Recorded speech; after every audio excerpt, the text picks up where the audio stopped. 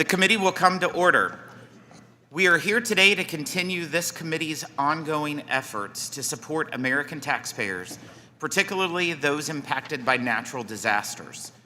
Last year, thanks to the leadership of Congressman Stubbe, the Ways and Means Committee advanced legislation to provide tax relief to victims of natural disasters, including families affected by 300 different disasters in 45 states.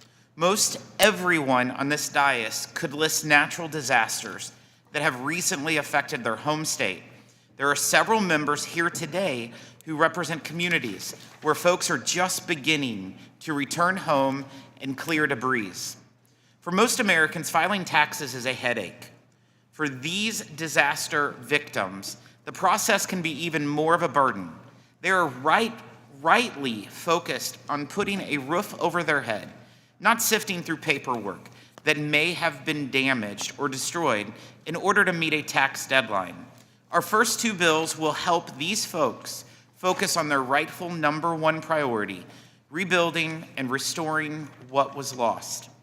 Our first bill from Representatives Murphy and Panetta injects common sense into tax filing dates. Federal disaster declarations often result in postponement of the deadline for those impacted to file and pay taxes. Understandably, some taxpayers living in a disaster area choose to file their taxes and wait to pay the tax so they can replace the items they've lost. However, while taxpayers who receive an extension from the IRS also receive additional time to claim a tax credit or refund, the same additional time is currently not afforded to taxpayers who file and pay their taxes due to a postponed filing date from the IRS, such as occurs after a natural disaster. This bill provides a common sense solution that would fix this issue so that victims of natural disasters have additional time to claim a refund in the same way that those who request a filing extension receive additional time.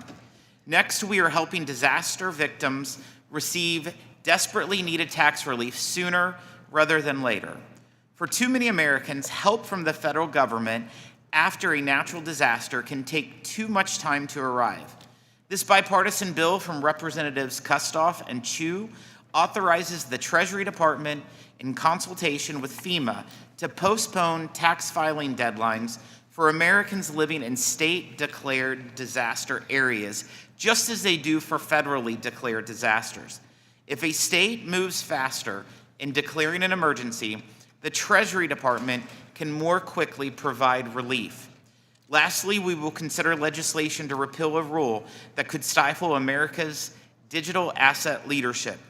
The IRS's DeFi broker rule, which this joint resolution from Congressman Kerry repeals, is such an example.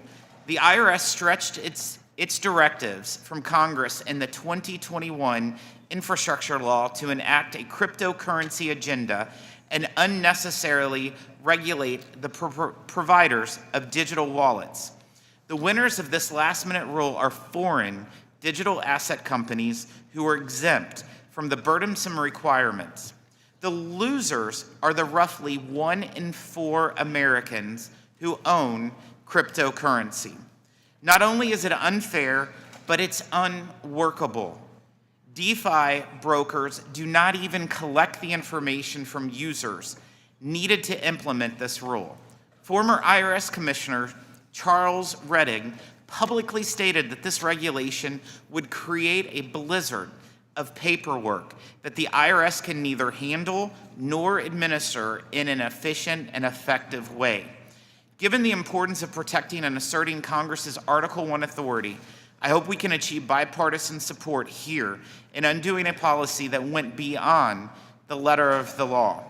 The bills before us today advance the interest of American taxpayers, and I encourage all of my colleagues to support them. I'm now pleased to recognize the ranking member from Massachusetts, Mr. Neal, for his opening statement. Thank you, Mr. Chairman. While we are supportive of the argument here about natural disasters, I think it requires me this morning to speak about what is deemed an unnatural disaster, and that's the pretense that we are entertaining business as usual when in fact it's anything but. Our colleagues on the other side seek to gut health care and food assistance, to wiggle out enough room for massive handouts to people who really don't need it and haven't asked for it in our tax code, allowing the richest people in the world to rifle through America's most sensitive data, recalling that privacy is next to liberty. They want us to sit idly by, mark up a couple of bills, and witness it as it happens. We intend to draw attention to what's happening. Crises across the federal government are underway, and Democrats on the committee are going to continue to fight and argue with our Republican colleagues so that we might have sensible solutions to put to the American people. Yesterday in the debate on the floor, what caught my attention was the suggestion from a friend and a member on the other side who said that the tax bill was really about saving $1,700 a year for a family of four. Safe to say, we're in. We'll go along with that and leave it at that. But we all know that's not what this is about. This is about a tax cut for the wealthiest among us, people who don't need it, and as I noted earlier, haven't asked for it. We went home for 9 days, and we certainly heard the resounding voice of Americans about those who are unelected and certainly unqualified and unaccountable as they pursue sensitive tax data and health care information while forcing out dedicated public servants. This is happening in every congressional district across the country. At town halls across the country, the message has been ferocious. The American people want to protect Medicaid, Social Security, their personal information, and certainly Medicare. The polling result is the same everywhere, and it is consistent. You would think that this outcry would give our colleagues some time to pause, perhaps to say, how could we find some certain agreements? But the decision has been made to double down on ignoring the American people's fears. We need to get a straight answer on what this means for Medicaid, Medicare, and Social Security. We've heard all kinds of numbers. Number one, they won't touch Medicaid. The President has said, we're not going to touch Medicaid.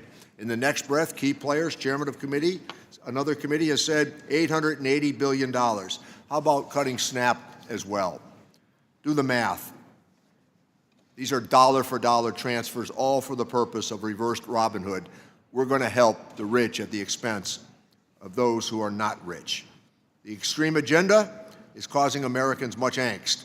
Uncertainty and chaos is growing. Consumer sentiment has already plunged by 10%. The cost of eggs, which we heard a lot about, is now almost at $10 a dozen, with no end in sight. Look at the tax filing numbers. Remember this morning, an essential understanding.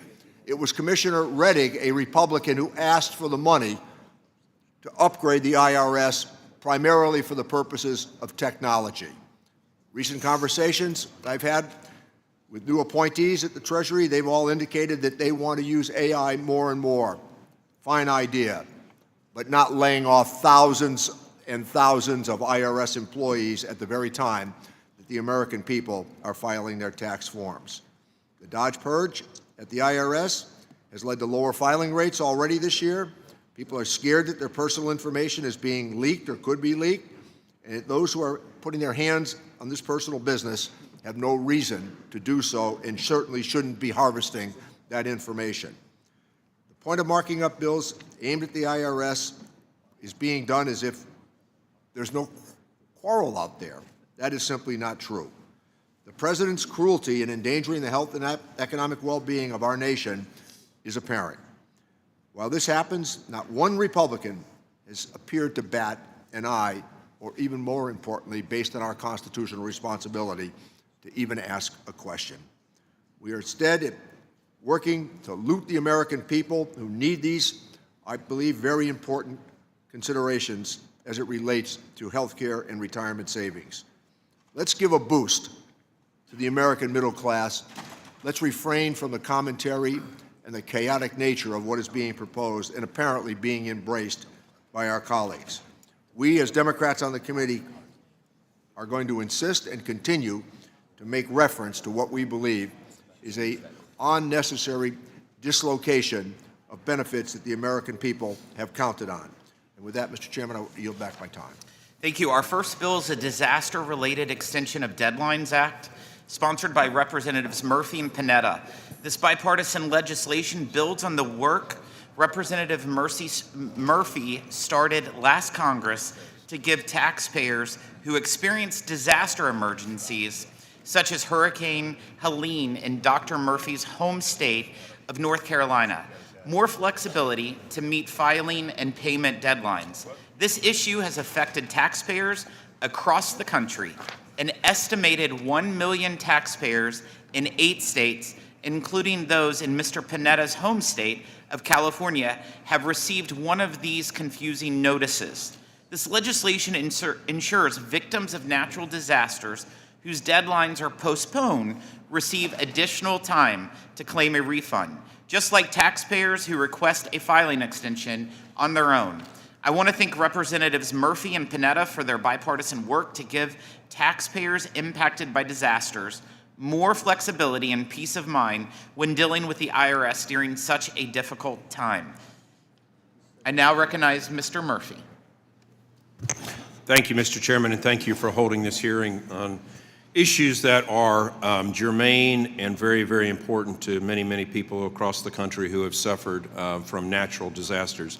I'm proud to introduce H.R. 1491, the Disaster-Related Extension of Deadlines Act, along with my good friend, colleague, and Congressman Jimmy Panetta. I think this bill should enjoy extreme bipartisan support. This is the work that we're supposed to be doing on behalf of the American people. I live in North Carolina. North Carolina is all too familiar how devastating natural disasters can be. I represent coastal North Carolina, which I hope you all will visit and come spend your money at the Outer Banks.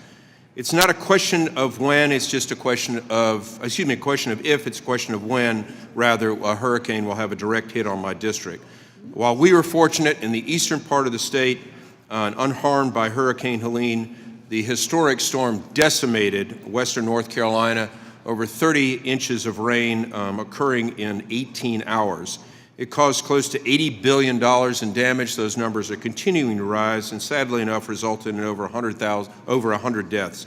It was one of the most devastating disasters in our country's history. I had the chance to go to Western North Carolina just a few days after the storm, and I testify firsthand on the horrible damage that the hurricane caused. It will take years, if not a decade more, for Western North Carolina to fully recover from these damages. And it's important that Congress now works to provide as much relief as possible to these victims. This is not a Republican issue.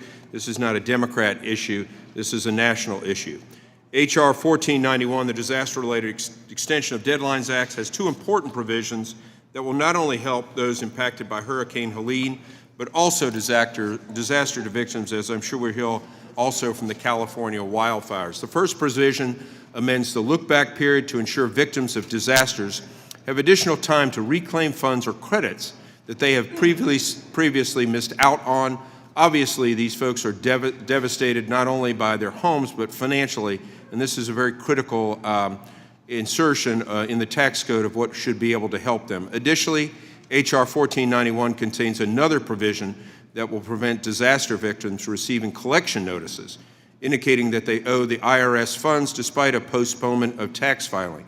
When someone suffers from a natural disaster, the last thing on their mind is their tax liabilities, trying to put a roof over the head, food for their family, and clothing for their children. In the case of a Hurricane Helene, we saw thousands of homes and businesses literally washed out and wiped out overnight.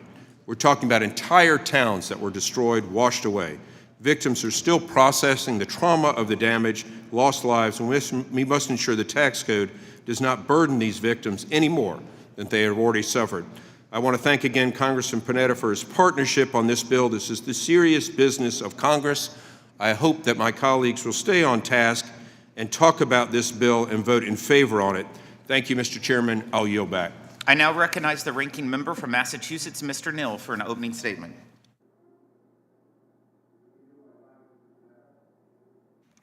Outstanding. Thank you, Ranking Member Neal. Of course, thank you, Mr. Chairman. And yes, definitely thank you to Congressman Greg Murphy, who has been a partner on a number of issues because he is a serious legislator. Although he may not take himself too seriously sometimes, he does take this work very seriously, and that's exactly why I like working with him. The Disaster-Related Extension of Deadlines Act ensures that tax deadlines remain aligned for disaster zones, and those who have survived natural disasters are not penalized by confusing collection notices or a shortened tax look-back period. Currently, taxpayers have a 3-year look-back period after a filing deadline to claim or refund or missed credits. However, when the IRS extends filing deadlines for those affected by natural disasters, the deadline for the look-back period is not extended.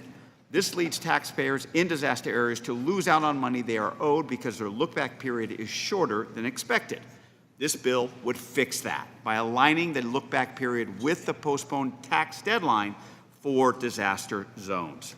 Additionally, this bill solves the problem of misaligned deadlines triggering confusing collection notices after a natural disaster, because current law requires the IRS to send a notice in demand for payment of tax within 60 days of processing a tax filing. Individuals in a disaster zone who file early but wait to pay often receive very confusing notices and demands for payment. These notices are sent long before the payment is due and cause panic and cause confusion during a very, very difficult time and the difficult task of disaster recovery. Fortunately, this bill would require the IRS to take into account tax deadlines postponed because of disasters when issuing collection notices. It can take years to financially recover from a natural disaster, ensuring those recovering can claim what they are owed and do not have to worry about confusing collection notices really is the least that we can do. As you said, Mr. Chairman, this bill is common sense. And I would say that this bill is an easy bipartisan win and the exact type of work that we should be doing more of in this committee, but more importantly, in the United States Congress. What we are seeing, though, the chaotic actions of this administration and the House's decision to push forward with a partisan budget resolution undermines our work. Our districts are reeling from chaotic funding freezes and the attempts to shutter programs our communities rely on. Grants for farmers and conservation, teacher training, critical infrastructure, and senior services have all been affected in my district on the Central Coast of California. Schools are uncertain if they will have the federal support they need. Nonprofits do not know if their federal grant agreements will be honored, and federal agencies that should be serving our constituents are instead paralyzed by arbitrary firings and conflicting guidance. This is happening while the House pushes through a budget that threatens to cut critical programs like Medicaid while inflating our debt and deficit. The budget resolution that the House passed yesterday tees up cuts that would be devastating for our communities. In my district, in the 19th Congressional District of California, 164,000 people rely on Medicaid, including 50,000 children and 26,000 seniors. It is disappointing to see Speaker Mike Johnson push to strip benefits from our constituents while allowing the administration to cripple the agencies meant to serve them. I would hope that the Ways and Means Committee can continue to work on bills like the Filing Relief for Natural Disasters Act that actually serve and help our constituents. But in the meantime, I do hope that, and I will urge that all of my colleagues on both sides of the aisle take affirmative action to protect our constituents and vote for this bill. With that, Mr. Chairman, I thank you and I yield back. Thank you. The committee will now proceed to consideration of H.R. 1491, the Disaster-Related Extension of Deadlines Act. Without objection, the measure will be considered as read and open for amendment at any point. At this time, I offer an amendment in the nature of a substitute, which was distributed in advance along with a green sheet explaining it. Without objection, the amendment in the nature of a substitute shall be considered as read, open for amendment at any point, and considered base text for purpose of amendment. I will now turn to Tom Bartol, Chief of Staff for the Joint Committee on Taxation, to provide the technical description of the amendment in the nature of a substitute with an emphasis on the changes made since introduction. I ask that members hold their questions until after his presentation. Thank you, Mr. Chairman. The members have before them two joint committee documents, JCX 1325 and JCX 1525, which describe the underlying legislation and the chairman's amendment in the nature of a substitute. In brief, under present law, different sections of the code prescribe requirements for the timely filing of returns and for the timely filing of a claim for refund or credit. The Secretary has also provided authority under the code to extend the filing period in the case of natural disasters and other events it may deem appropriate. The proposal before you provides that any extension for the filing period that is granted by the Secretary is also treated as an extension of time for filing a claim for refund or credit. And in addition, it likewise clarifies that the payment date in the case of an assessment sent to the taxpayer by notice for demand is also extended by reason of the extension period provided due to the disaster. These changes would be effective for refund claims after the date of enactment, and in the case of notices, with respect to notices of assessment upon the date of enactment. And the staff of the Joint Committee on Taxation has estimated that this would have a negligible effect upon federal receipts. Concludes my brief description. Happy to answer any questions that the members might have. Thank you. Are there any technical questions about the amendment in the nature of a substitute? Mr. Neal. Thank you, Mr. Chairman. First, I'd like to ask that a recent essay from 7 former leaders of the IRS be included in the official record. It dates back to Ronald Reagan's IRS commissioner. Without objection. Thank you. Mr. Barthold, the bills that we have before us today are generally about making sure the tax administration runs smoothly. So, let me ask you the very simple question. Do IRS staffing levels contribute to the smooth functioning of our tax system? Mr. Neal, the IRS certainly is necessary to provide for compliance and administration of the tax system. Thank you. So, to administer the very laws that we are considering here today, we need to make sure that the IRS is adequately staffed. Can you tell me, Mr. Barthold, how many employees the IRS had at the end of 2021? At the end of 2021, the IRS produces a data book, Mr. Neal, and it reports that at the beginning of fiscal 2022, so that would be the end of 2021, there were 79,070 employees. Thank you. Almost 80,000 employees. How does that compare to the number of employees the IRS had at the end of 2010? The end of 2010 was a higher number. It was above 90, somewhere above 90,000. 95,000 is the correct answer. Thank you, Mr. Barthold, on that. So let's speak to that significant drop in the head count, all while the filings were going up. And so what did the Inflation Reduction Act do? It gave the Internal Revenue Service the funds to bring in more man and woman power. And in fact, last year the IRS projected that it would have about 90,000 employees, a number that they had in 2010, a number that they had in 2010. So that's certainly less than the number of employees, but rebuilding the agency as being gutted by our Republican colleagues.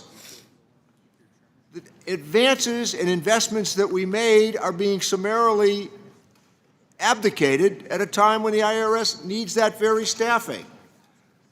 Let me ask you, Mr. Barthold, is it a good idea to fire 6,700 employees in the middle of the tax filing season? Well, Mr. Neal, you know that I don't offer my opinions before the. But you're an economist, Mr. Barthold. Well, it would depend upon an assessment of the value that the employees bring relative to the cost of paying the employees. We appreciate that economic assertion, Mr. Barthold. Your skills remain pretty good, let me say. Thank you, Mr. Neal. So we don't think it's a good idea to be cutting the IRS during the tax filing season. It seems pretty simple to me, coupled with the fact that the new Secretary of the Treasury says that he likes the investments that are being made in technology. So we're making a big mistake. Not on the Democratic side, but certainly on the Republican side as it relates to tax filing and tax collections. With that, let me yield back my time. Thank you. Thank you, Mr. Doggett. Thank you, Mr. Chairman. I do have some technical questions for you, Mr. Barthold, about disasters. I understand the committee's desire to ignore the disasters that are occurring all around us, impairing the Federal Aviation Administration, impairing the National Transportation Safety Board, impairing the Veterans Administration, and impairing the Internal Revenue System, as Mr. Neal just noted. One of the disasters, of course, has been the opening of our most personal sensitive data to some of the IRS some of the teenagers that work for DOJ that went to the IRS.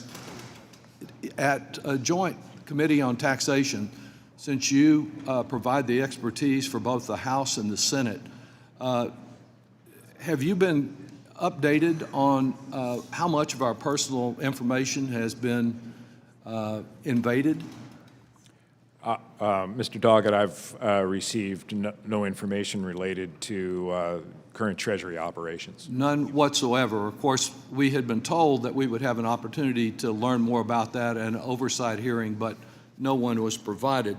You did suggest, I believe, the people from whom we might get that answer.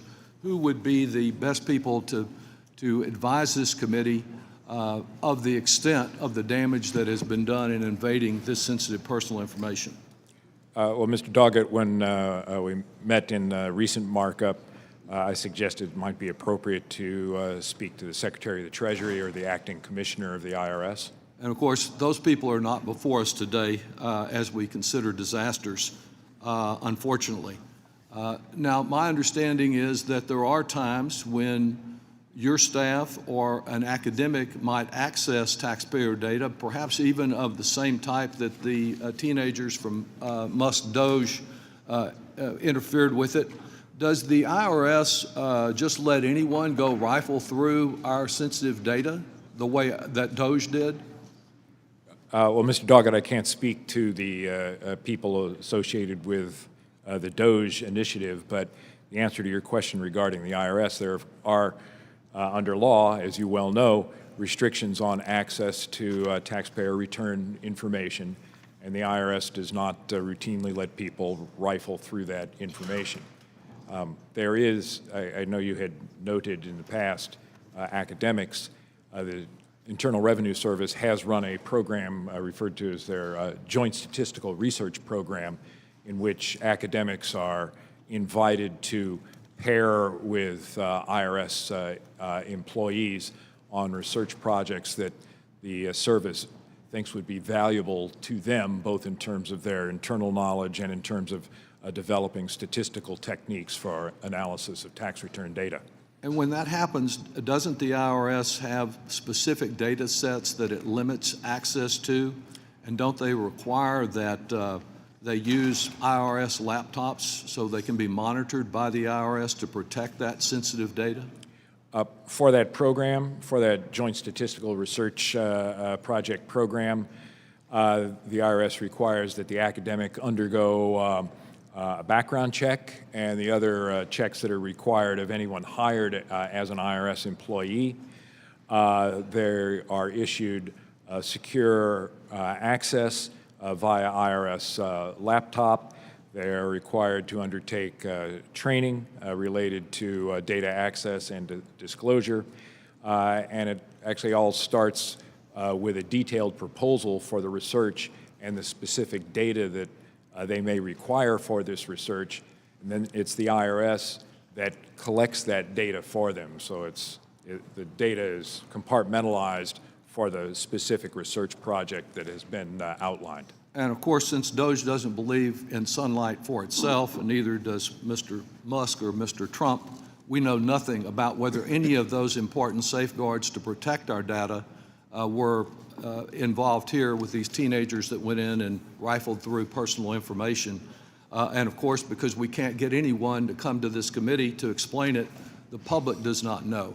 Let me ask you, to the extent that it's claimed that, don't worry, they don't have names and addresses with all this information, is it still possible to link that information to specific individuals? The IRS and federal courts have ruled that just elimination, blacking out name and address is insufficient protection. That it's possible in the world, particularly in the world of big data, to take information absent names and address and potentially match it up to the taxpayer. Thank you very much. There is a disaster here, and it's this committee's failure to exercise its oversight authority to protect the privacy of every American. I yield back. Mr. Thompson is recognized for technical questions. Thank you, Mr. Chairman. Thanks for having this hearing on an important issue, but I'm afraid that we're fiddling while Rome is burning around us. Mr. Barthold, Mr. Doggett asked about that safety layer that protects those individuals' data. Were those safeguards followed? Mr. Thompson, I have no knowledge of how the Treasury Department is presently operating with respect to access to return information. Mr. Barthold, because we're talking about natural disasters, can you describe the jobs of the employees of FEMA perform when there's a natural disaster? Mr. Thompson, I'm not really knowledgeable about how FEMA operates beyond reading in the newspaper, so I'm not the appropriate person to ask. Are you aware that the Trump administration and the DOJ henchmen fired 200 FEMA employees last week? Mr. Thompson, I've read some newspaper accounts that talk about firings across a number of different agencies, including FEMA, among others. Are you aware that the recent GAO report found that even prior to these firings, FEMA was severely understaffed to the tune of a shortfall of about 6,200 employees? I was unaware of that report, Mr. Thompson. As someone who's had natural disasters in my district, I can tell you, any one of my constituents can tell you how important that FEMA response is and how invaluable every one of those FEMA employees were during this very tragic time. Mr. Barthold, can artificial intelligence hand out food to families who've lost their homes in a natural disaster? Well, again, Mr. Thompson, not my area of expertise, but as artificial intelligence is software, I don't imagine that it can physically hand out food. And can artificial intelligence provide life-saving medicine to those who have suffered injuries as a result of a natural disaster? Again, as a software system, not directly so, sir. And can artificial intelligence conduct search and rescue operations under crumbling buildings or after a terrible flood that's washed homes and livelihoods away? Again, Mr. Thompson, software generally not, although in defensive software, it might be able to help pinpoint areas that one should start a search. Well, thank you, Mr. Barthold. And I agree that no, artificial intelligence can't do any of those things. The fact is we need people. We need real people, boots on the ground, to perform these vital life-saving services. Mr. Chairman, the bill that we're going to hear today is all well and good, and I'm glad that last year we provided much-needed disaster relief to my constituents who were impacted by terribly devastating wildfires. But the Trump administration is neutering the lifeblood of our disaster relief efforts. No member of Congress should sit idly by and watch this happen. And this bill is, as far as I'm concerned, as I said earlier, fiddling while Rome is burning. I yield back. Are there additional technical questions for Mr. Barthold? See none, we'll move to strike the last word. Any members wish to strike the last word? Ms. Sanchez. Thank you, Mr. Chairman. I want to commend Representatives Murphy and Panetta for introducing this common sense bill. If a taxpayer's filing deadline is postponed due to natural disaster, then it's only fair that a 3-year look-back period is extended as well. This is a reasonable accommodation that makes a real difference for people who are already facing very difficult circumstances.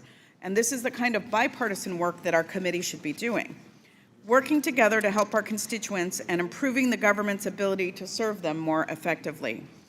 Unfortunately, this has not been the case lately.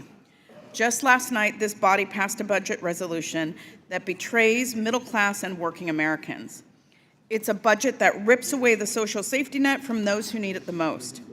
In a purely partisan vote, House Republicans approved a budget that will make Americans sicker and poorer, all to fund yet another massive tax cut for the billionaires and large corporations that don't really need it. In my district alone, the Republican budget puts more than 241,000 people on Medicaid at risk of losing their health care, including 92,000 children and 33,000 seniors. It will also make it harder for 57,000 people in my district who rely on SNAP benefits to put food on their tables. And this is happening at a time when our country is already reeling from the chaos, fear, and confusion caused by the Trump administration's funding freezes and mass firings. Americans are watching as billionaires like Elon Musk and his Doge bros gleefully take a chainsaw to the very agencies that provide the critical services that millions of Americans rely on. Last week, 7,000 IRS employees, including 700 in my state of California, were fired indiscriminately in just 2 days. They are not just a number on a balance sheet. These are real people who work in our communities and contribute to our economy. Like my constituent who served as the last line of defense against bird flu, he and his team at the Agriculture Department are responsible for stopping contaminated products from reaching store shelves so that people don't get sick. Yet in the middle of a bird flu epidemic, he and most of his team from El Segundo were fired, not just fired, but they were fired during a seizure of tainted poultry. Who is going to do this important service to protect the public health now that they have been fired and they're gone? And we're told that this is just the beginning, that many more workers are on the chopping block. Democrats are outraged, and we need our Republican colleagues to join us in standing up for the rule of law and the people that they were elected to serve. Your constituents will be affected, they are being affected, and we need you to stand up for them. And with that, I yield back the balance of my time. Mr. Davis. Thank you, Mr. Chairman. I support the disaster tax bills before us today, but I refuse to promote the idea of business as usual when our country is in a state of crisis. The must-Trump survival of the richest assault on hard-working Americans is cruel and undemocratic. The richest men in the world have anointed themselves kings, rejecting the rule of law and partnering with Republican leadership to decide who lives and who dies. The cruel Republican budget bill heartlessly will take health care from millions of Americans and food, housing, and education from millions of children, families, and workers just to line the pockets of the most secure and those of their wealthiest donors with tax breaks. These cuts to the vulnerable are a 1-to-1 ratio to the $1.1 trillion they will give to the top 1%, earning about $743,000 annually. The malicious Republican budget threatens to skyrocket the health insurance cost of 22,000 people in my congressional district alone, a typical premium increase of about 40%, but an expected 1.33 increase for older people, all gifting earnings to over $743,000 a year, a tax cut. Over 246,000 people on Medicaid are expected to lose their health care in my congressional district alone, including over 102,000 children and over 27,000 seniors older than 65. Tens of thousands of federal workers, nonprofit employees, higher education employees, and health researchers are losing their jobs. Families are figuring out if they have to move or if their kids have to quit college. To add insult to injury, Musk and his hackers are taking our most private financial and health data and using it however they see fit, even taking screenshots and sending information to God knows where. I refuse to sit silently and pretend that everything is normal, while the self-aggrandizing, ruthless whims of this administration and the Republican leadership threaten economic recession and brutal hardship on the most vulnerable. The Republican dogma of survival of the richest, the idea, the concept, the promotion is unethical, undemocratic, and un-American. And thank you, Mr. Chairman, and I yield back. Thank you, Mr. Thompson. Thank you, Mr. Chairman. I support this legislation and believe that victims of natural disaster need all the help that we can provide. But make no mistake about it, there's a disaster happening right here in Washington, D.C. We have an unelected billionaire who has government contracts worth billions of dollars with unfettered access to agencies in the federal government and who is collecting the personal data of all Americans. This is a clear conflict of interest where he can use this data as an unfair advantage over his competitors. And there is no need for him to know the private health records nor the financial data of millions of Americans. Our constituents are rightfully mad as hell about this, and I think that my colleagues in the Republican side of this dais, I think their constituents are mad as hell about it also. And you need to look no further than the news reports today of the Republican leadership advising their members not to hold public town hall meetings. And I'd like to enter this news report for the record, Mr. Chairman. Without objection. He's also arbitrarily laying off thousands of dedicated civil servants, all while continuing to sow chaos and confusion and hurting our constituents' access to federal services. The president is encouraging this, and our Republican majority is allowing it to happen. As wildfires rip through the West, more than 2,200 FEMA and Forest Service employees have been fired, and critical housing and urban development funding used to rebuild communities after they've been decimated by natural disasters has been cut. The bird flu continues to devastate egg and poultry farms, while grocery prices continue to rise for our constituents. Rather than address this problem, critical USDA researchers and employees tasked with stopping this have been fired. While our constituents are suffering and dying from heart disease, cancer, Alzheimer's, all this research into treatments has been stopped by this administration. Mr. Chairman, this is a two-man-made disaster, the president and Musk. It is felt in my district and it's felt in your district, and every district represented on both sides of this dais. Americans are fed up with this chaos. I held 3 town hall meetings in my district last week, and everyone wants Congress to stop the disaster coming out of Washington, D.C. My colleagues on the other side of the aisle voted for a budget that would devastate our country, a budget that calls for $2 trillion in harmful cuts to services important to American families and communities.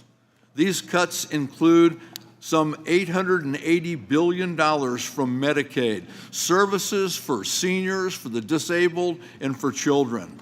$320 billion from the SNAP program and nutrition assistance, and over $330 billion in making student loans more expensive. Interestingly, this is about the same amount as the tax cut my Republican colleagues want to give for people who make over $743,000 a year, the top 1%. While Republicans work to benefit the ultra-rich, the American people will suffer badly, and your districts are not exempt from this. Make no mistake, This will devastate all Americans in blue states and in red states. I yield back. Mr. Schneider.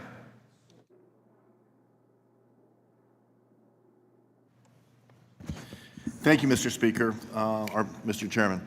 I first want to commend my colleagues, Dr. Murphy and Mr. Panetta, for bringing this bill today. It's a bill that is representative and responsive to our constituents' needs.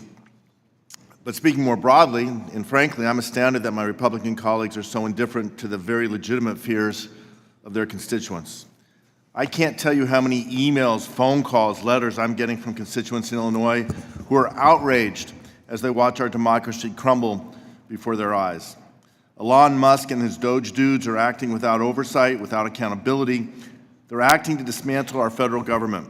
Some 30,000 federal workers have been given notice since just last month. Workers at the Consumer Financial Protection Bureau, the National Institutes of Health, the Centers for Disease Control.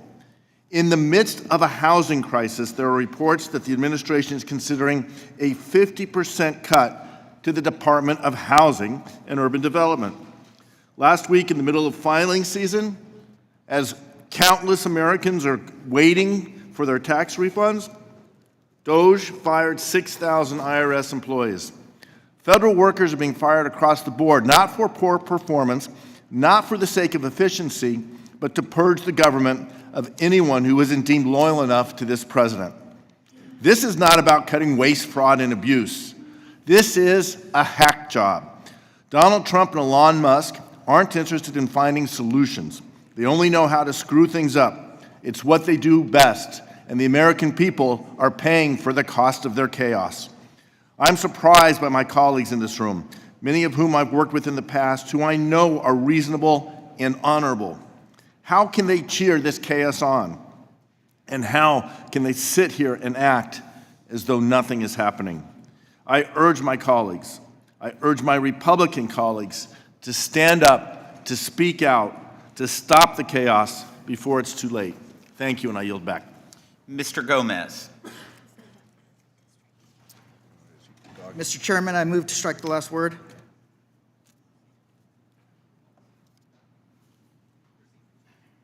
Thank you, Mr. Chairman. Let me be clear. I support efforts to improve taxpayer protections, especially for victims of disasters like the recent fires that devastated Los Angeles. But incredibly important items have been left off the agenda for this markup. If we are trying to protect taxpayers, our priority must be to ensure that their privacy and personal information is protected.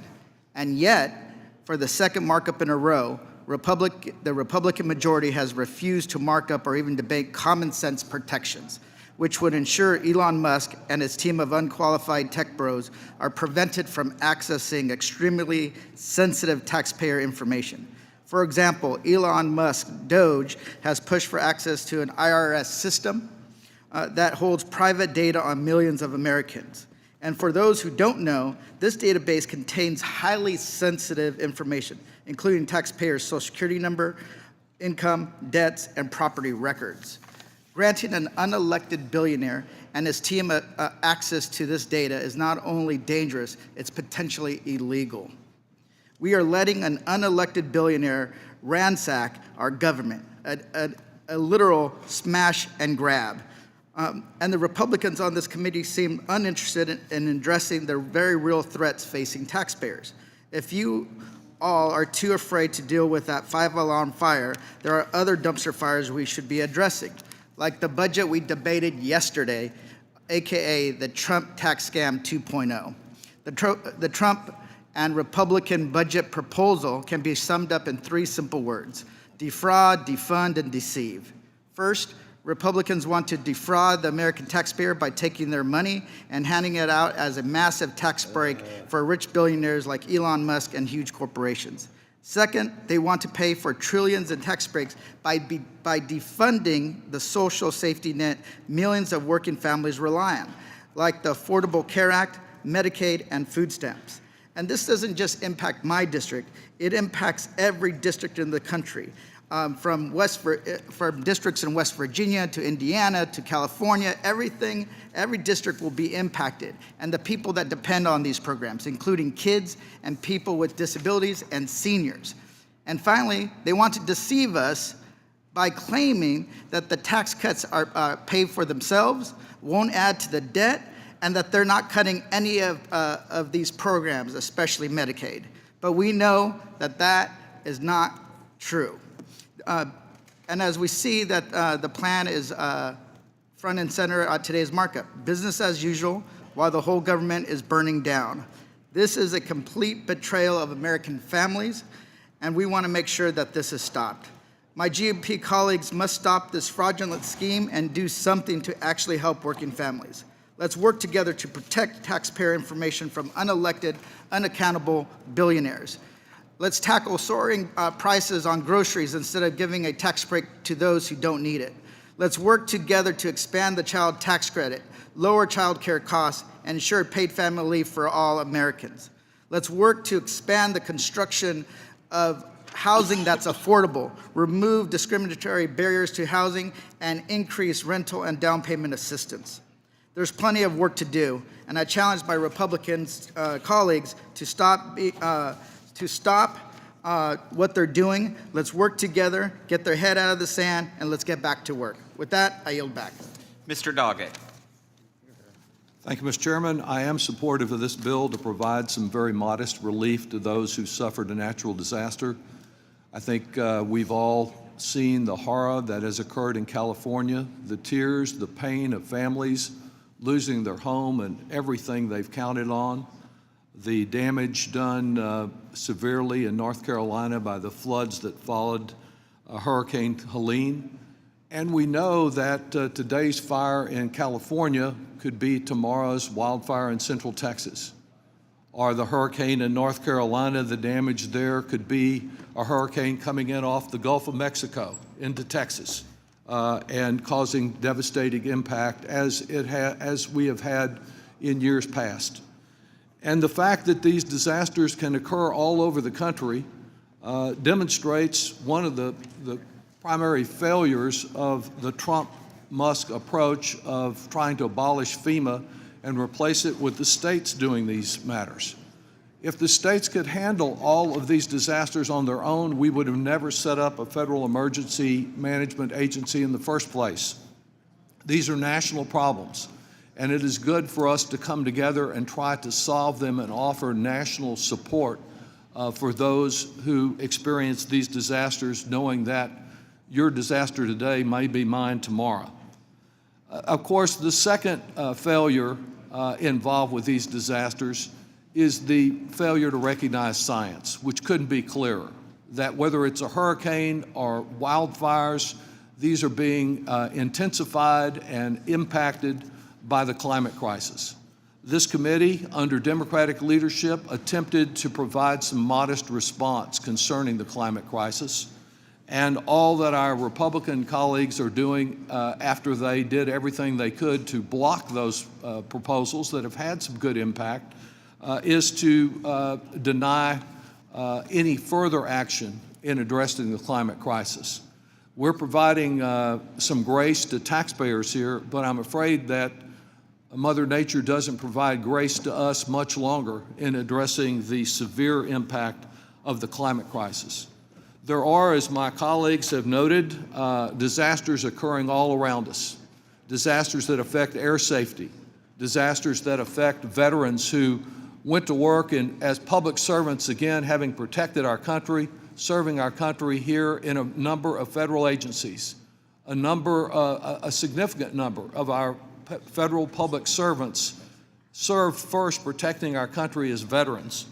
And many of them receive a notice by email that they've been fired, not because they failed to do their job, but because of the desire to have some numbers on the wall, a body count of federal employees that are no longer employed that have been fired.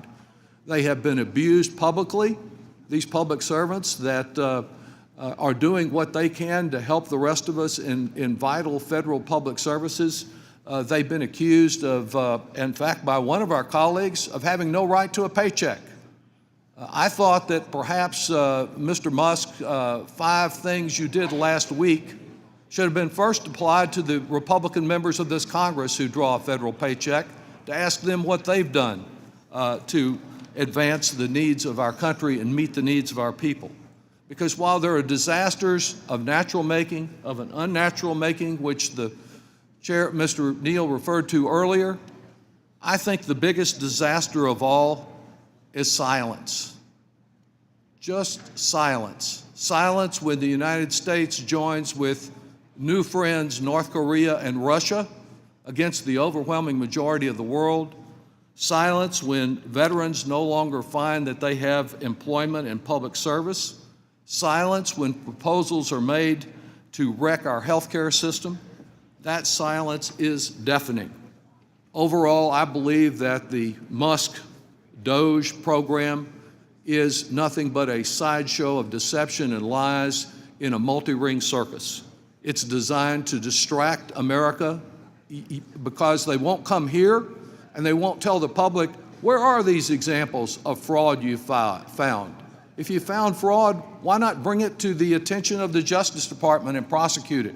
Where are the examples of waste that you have found? Surely there must be some, but they've not provided the evidence, and they fear coming here, just as our Republican colleagues apparently fear seeing their own constituents to explain their silence. I yield back.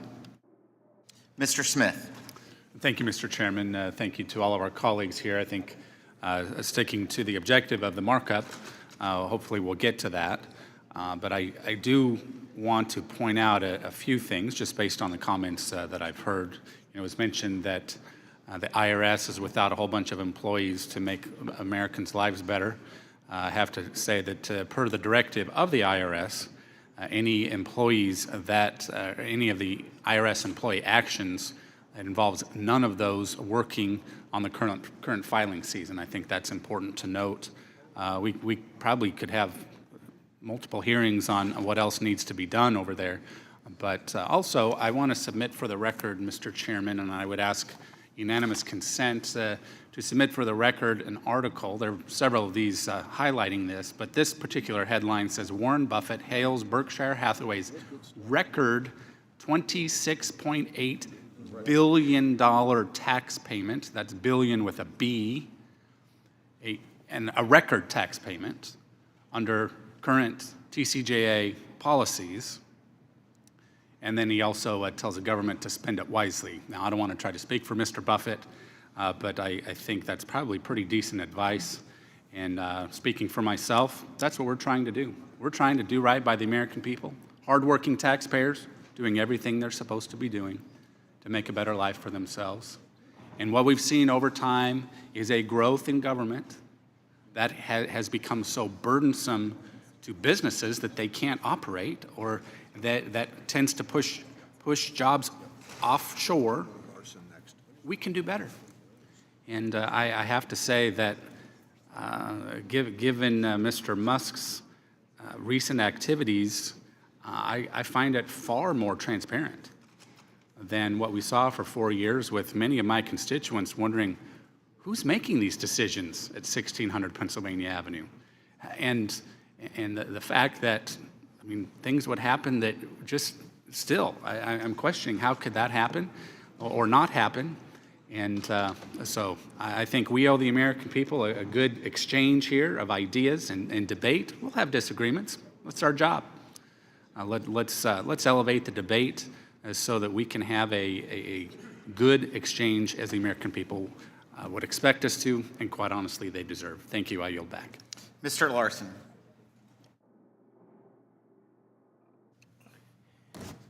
Thank you, Mr. Chairman. First and foremost, I want to commend Dr. Murphy and also Jim Panetta for their incredible work that they've done, and would concur with my colleague that this is always vital and important work when we can work together. I think most of you know what I'm going to say next, that I think that Social Security, the nation's #1 anti-poverty program for the elderly and the #1 anti-poverty program for children, is long overdue for the Committee of Cognizance to step up, step forward, put out your best idea, and vote. to have close to 70 million people who rely on Social Security benefits, and to see what Mr. Musk is threatening to do. And the way out of whack, I hope, as we've sent letters and requests that Mr. Musk come before our committee and answer, straightforward questions from the Committee of Cognizance. Seems like he's a capable enough person to be able to withstand questions from the Committee of Cognizance. And nobody asked those questions better than Mr. Thompson, and so I yield to him my time. Thank you, Mr. Larson. Mr. Smith, from Nebraska. I have a question. You said that none of the employees being laid off at IRS are the ones that are going to any way disrupt the filings and the returns of our tax records? That's my understanding. How do you know that? Because we've tried to find out who these folks are. We're not able to get any witnesses from the agencies where these cuts are taking place. As you've heard from a number of people, Musk won't come in and meet with us. I've seen a lot of examples in my district where research scientists working on cancer, Alzheimer's, spina bifida, smoke taint in agriculture have all lost their jobs. But I haven't seen any documentation from this administration on exactly who's losing their jobs. I know an Intel employee, 20-year Intel officer, lost her job. That's because she was a constituent of mine and let me know. But we've seen no lists from anybody on what jobs have been terminated, what employees have been terminated. We've seen no list of this so-called waste, fraud, and abuse that has been ferreted out. As Mr. Doggett said, if there's fraud, take them to court, file charges, let's lock them up. If there's this great finding of monies that are out there that some are claiming, tell us what they are. The only thing that I've seen is the one claim for $8 billion that was found turned out to be $8 million. I've seen, contracts that have been canceled for space in federal offices that are now going to be filled with employees that are being brought back from working from home. But we've seen no specifics. I'd be interested to know, Mr. Smith, where you're getting your information so this side of the dais can have access to that as well. And I yield to you. It's my understanding that the Treasury Secretary has issued the directive that it should not impede the tax filing season. And as you know, there is currently underway an effort to compile more information about what all employees are doing. We know that there's been significant pushback even on the reclaiming my time. Return to work order. Reclaiming my time. Thank you for that explanation. But I think one thing that everybody on this dais, irrespective of party stripe, can agree on, that before we augmented the IRS staff, our district offices and our district employees had a real tough time advocating for our constituents when we were working with that particular federal agency because there was such a shortage of staff. And my district offices tell me that it's much easier since we took that positive effort. Now to come back and to lay all these folks off, I am concerned, and so I'm looking forward to seeing those numbers that you talk about, Mr. Smith. Thank you, and I yield back. Mr. Smucker. Thank you, Mr. Chairman. I also support this bill. I think it's just a small relief that can be provided for individuals who have seen the impact of disaster in their area. I'd like to thank Dr. Murphy for his work on this bill. I also want to address some of the comments, some of the hyperbole that we've heard from the other side here this morning. And I think Democrats may be speaking for their constituents. I don't know. But they're certainly not speaking for the majority of my constituents in regards to how they view what Trump is doing and what Elon Musk is doing. My constituents elected President Trump by a considerable margin because they wanted an individual who was willing to shake things up in Washington, D.C. They had this feeling, this hunch, that the American government no longer is working for them as it should, and that it has become this unmanageable bureaucracy that with much waste and fraud in the system. So they elected a president who they wanted to be disruptive. The president chose an individual in Elon Musk who has experience turning companies around and building companies. And I just want to remind everyone that America is essentially bankrupt.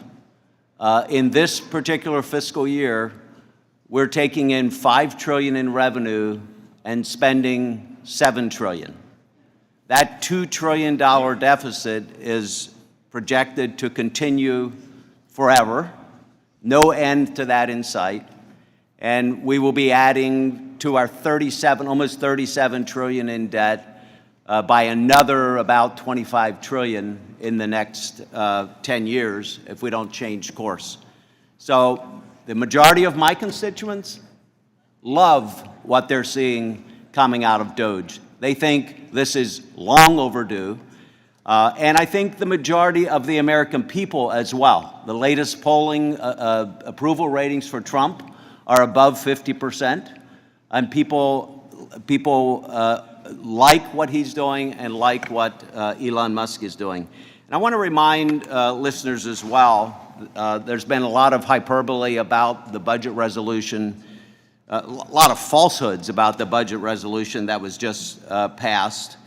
And I want to remind that opposition to extending the Tax Cuts and Jobs Act tax provisions that will expire at the end of 2025, Democrat opposition to that means that they are opposed to a 22% tax hike on the average taxpayer. They oppose a 22% tax hike on the average taxpayer. Tell me how that is helpful to the American people. They also oppose cutting the standard deduction and the child tax credit in half. That is what Democrats are arguing for. Increase taxes on everyday Americans, cut the standard deduction in half, and cut the child tax credit in half. That is what will happen if we don't continue on and pass into law a budget reconciliation that extends those provisions. One other charge that we're hearing that I'd like to address. Democrats continue to say that this bill will only help the rich and doesn't help everyday Americans, as I said. I want to remind individuals that since the Tax Cuts and Jobs Act was passed, our system of taxation has become more progressive. What do I mean by that? That means as a percentage, the richest taxpayers are paying a greater share of our total taxes, not less. That's very important to understand. The richest taxpayers are paying more as a percentage of our total taxes than they were prior to TCJA. And in fact, that would flip to the reverse if we don't extend the tax cuts. And I'll just give you a couple other figures. The top 1%, the amount of tax that the top 1% pays was 40.4%. This is of all taxes collected. The top 1% paid 40.4% in 2022, which is up from 33% in 2001. So this has been a trend. Top taxpayers are paying more as a share of the total revenue than they have previously. In fact, roughly 40% of taxpayers have no tax liability at all, 40%, and many of those receive money. They literally receive money from the IRS.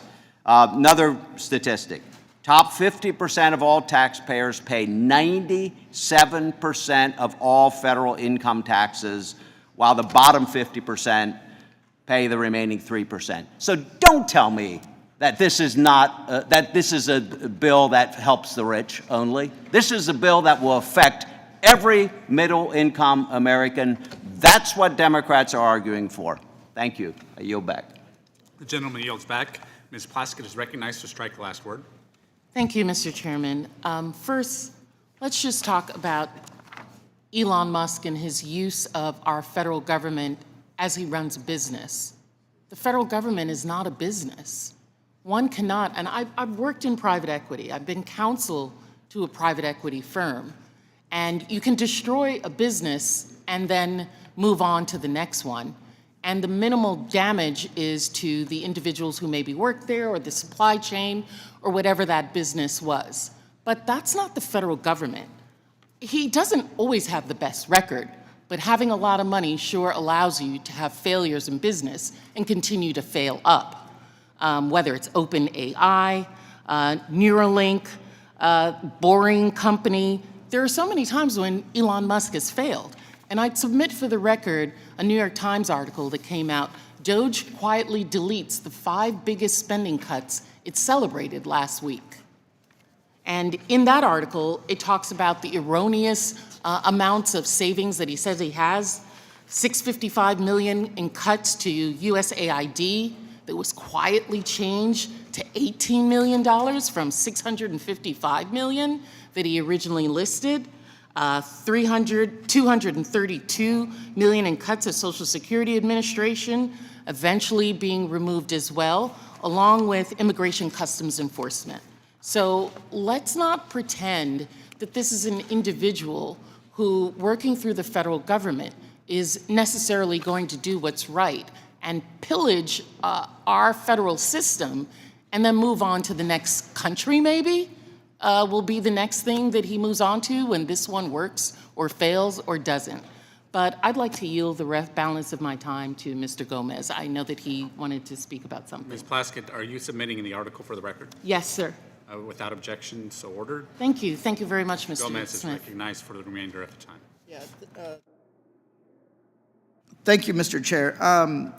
The chairman submitted a letter for the record from Warren Buffett that was to his stakeholders this year in 2025. I kind of want to add something to it. Everybody should read the letter. I think it is a fascinating letter. But there's a couple of points that I want to highlight that Mr. Buffett made.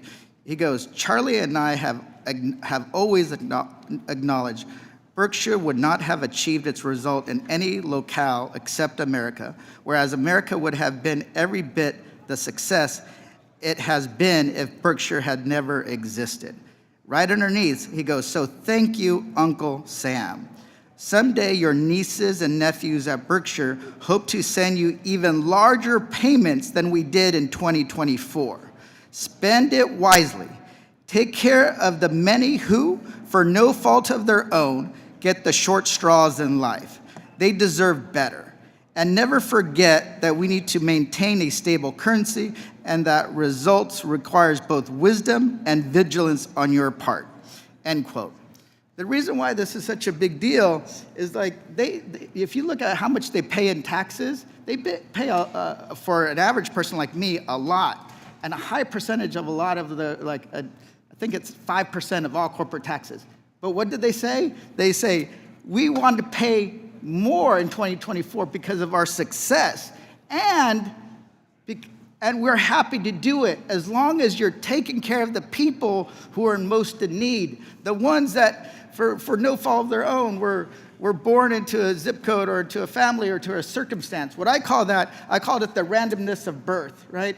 The fact that if somebody's born in a certain part of the country or to a certain family, they don't control that, but oftentimes their opportunities of success are limited just because of that reason, just because they're born in certain parts of the country, just because they're born to certain individuals.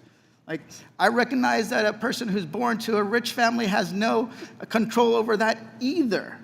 But the ones that we want to take care of, the ones we want to help, are the ones that are that are less likely to succeed. Those are the ones that, they don't always get the break to go to the best school. Their parents are working 4 or 5 jobs if they have a job. They don't have health insurance. That's what this debate is about. For me, that is what the debate is about, is to fight for a system that makes sure that no matter where you're born, you have an opportunity to succeed in this country. And you know what? Out of all countries, we're still the best one, but we don't want to go backwards. We want to go forward. With that, I yield back. Gentleman yields. I now recognize anyone else wishing to strike the last word.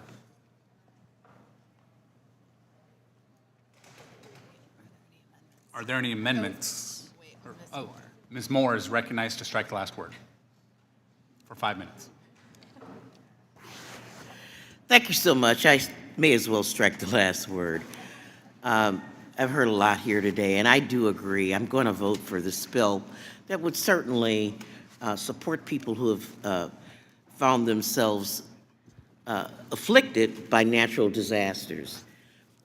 I listened very carefully to the budget resolution debate yesterday and listened to the debate here today, and I couldn't resist sort of picking up on some of the things that I think are very misleading. I have heard over and over again, Mr. Smucker, you say that your constituents are just fine. They're not complaining. Well, maybe you should answer my phones. My constituents are certainly complaining about what is going on now, and they want to know what Democrats are doing. They are very critical of us as Democrats and saying we aren't doing enough to stop this unelected billionaire from really stealing the Treasury. But I tell you that they have had a lot. Elon Musk and President Trump couldn't do what they were not doing were it not for the majority here really covering them with fallacious arguments that they are making to support this budget resolution. And I'm just going to briefly talk about a few of them since my time is limited. The first false premise that really is like a fingernail scratching on a blackboard is that everybody's taxes are going to go up if you don't support an extension of the Tax Cuts and Jobs Act. Well, Republicans have rejected amendment after amendment that would have permitted us to support, say, continuing the doubling of the standard deduction. That would provide monies for the child tax credit expansion without exploding the deficit with $4.5 trillion worth of tax cuts in total for wealthy corporations and wealthy individuals. So this notion that everybody's taxes is going to go up unless we enrich the rich is false. Another fallacy really is to mislead people about the distributional effects of this tax bill.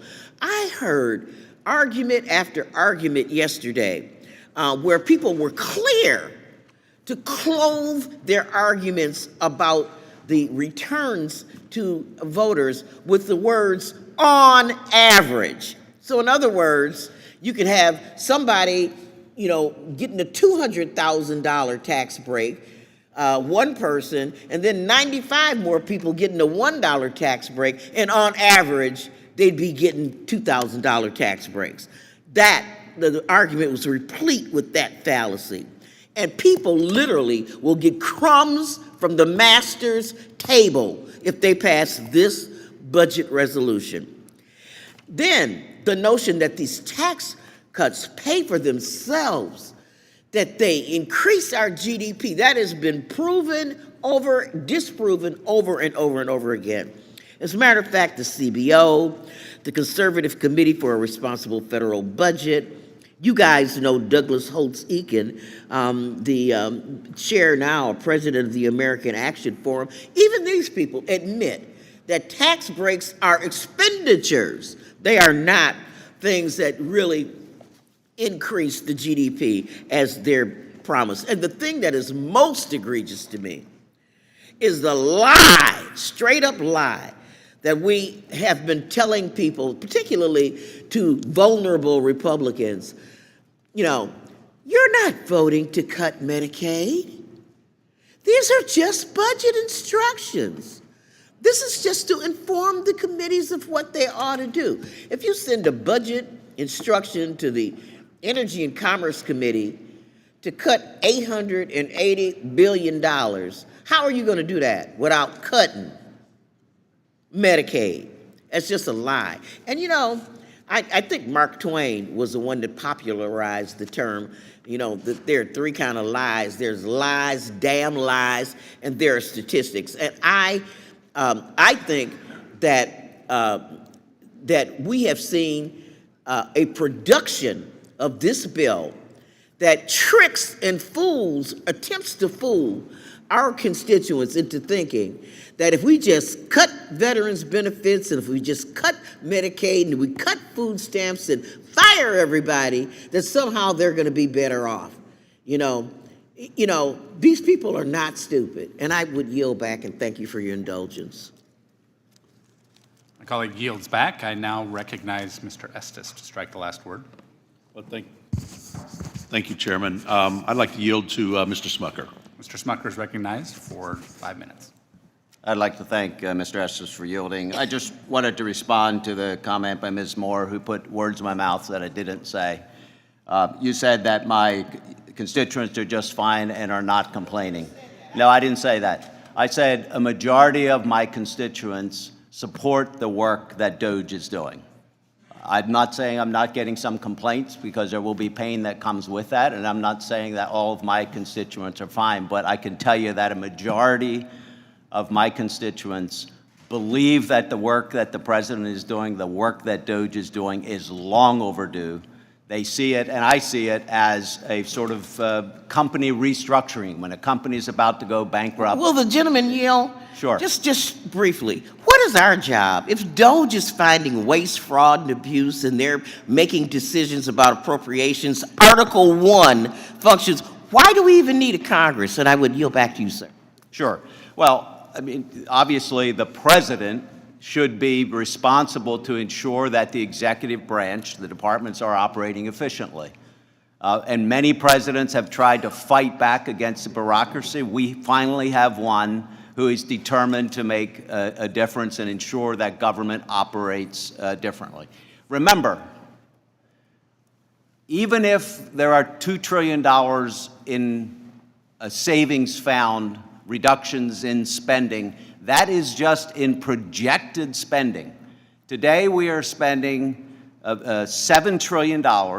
That number is expected to go up to $10.5 trillion, well above, more than double the rate of inflation in the next 10 years. Completely unsustainable.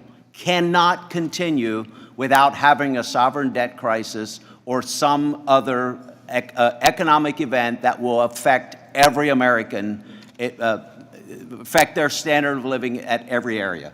I do want to address also, Ms. Moore, a comment that you made saying that it's false, or that everybody's taxes will go up if we don't extend the Tax Cuts and Jobs Act provisions that will expire at the end of this year. That is false. Every individual who currently pays taxes on our current tax structure will see an increase in their taxes at the end of 2025 if we don't extend it. Every individual will see an increase in their taxes, and middle-income Americans will see a higher percentage increase than higher earners, than the top 1% and other high-income earners. That is just a fact. So again, to those listening, remember that Democrats today are arguing for an increase for every American that would amount to 22% for the average middle-income Americans. You're also arguing for a reduction by 50% in the child tax credits and a reduction in the standard deduction by 50%. That's just the facts. Will the gentleman just yield for a second? I just want to ask Mr. Bartold. Sure. Briefly, do you agree with what he's saying? That every taxpayer, if we don't extend it, will get a tax increase? We are in strike the last word mode here. I'd be happy to have him answer that question, Mr. Chairman, if we can. This is Mr. Smucker's time. Do you agree with what he's saying? The next phase would be more appropriate. Is Mr. Schmucker yielding to my question? I was happy to have him answer, but we can do it next time. The facts are what they are, but we're going to continue to have this discussion. But the amount of falsehood and hyperbole and the lack of understanding about where we are fiscally in this country that we're hearing today, there's just so much falsehoods that are being shared here. So with that, I'll use back. Now, I agree with that. Right on. This is still your time, Mr. Smucker. Yeah, it's Mr. Estes. Are you yielding your 34 seconds? I wanted to follow up just on one comment. I mean, one of the things we've seen, and I know there's lots of numbers being thrown around, but we have seen since 2017, federal tax receipts have gone up 48%. So we've actually seen success from a combination of the Tax Cuts and Jobs Act plus some of the regulatory reform that came during the President Trump's first term that actually have benefited our tax revenue more so than what the JCT and CBO had estimated prior to 2017. So with that, I yield back, Mr. Chairman. The gentleman yields back. Dr. Murphy is recognized to strike the last word. Recognized for 5 minutes. Thank you, Mr. Chairman. I appreciate everybody's, sounds like it's going to be unanimous support for the bill. That's actually, if I recall, that's what we're doing here today. So I appreciate that.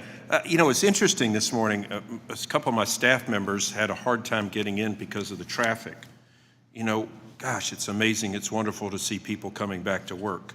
You know, the CMS parking lot had more people protesting in it 2 weeks ago than have been in the last 4 years.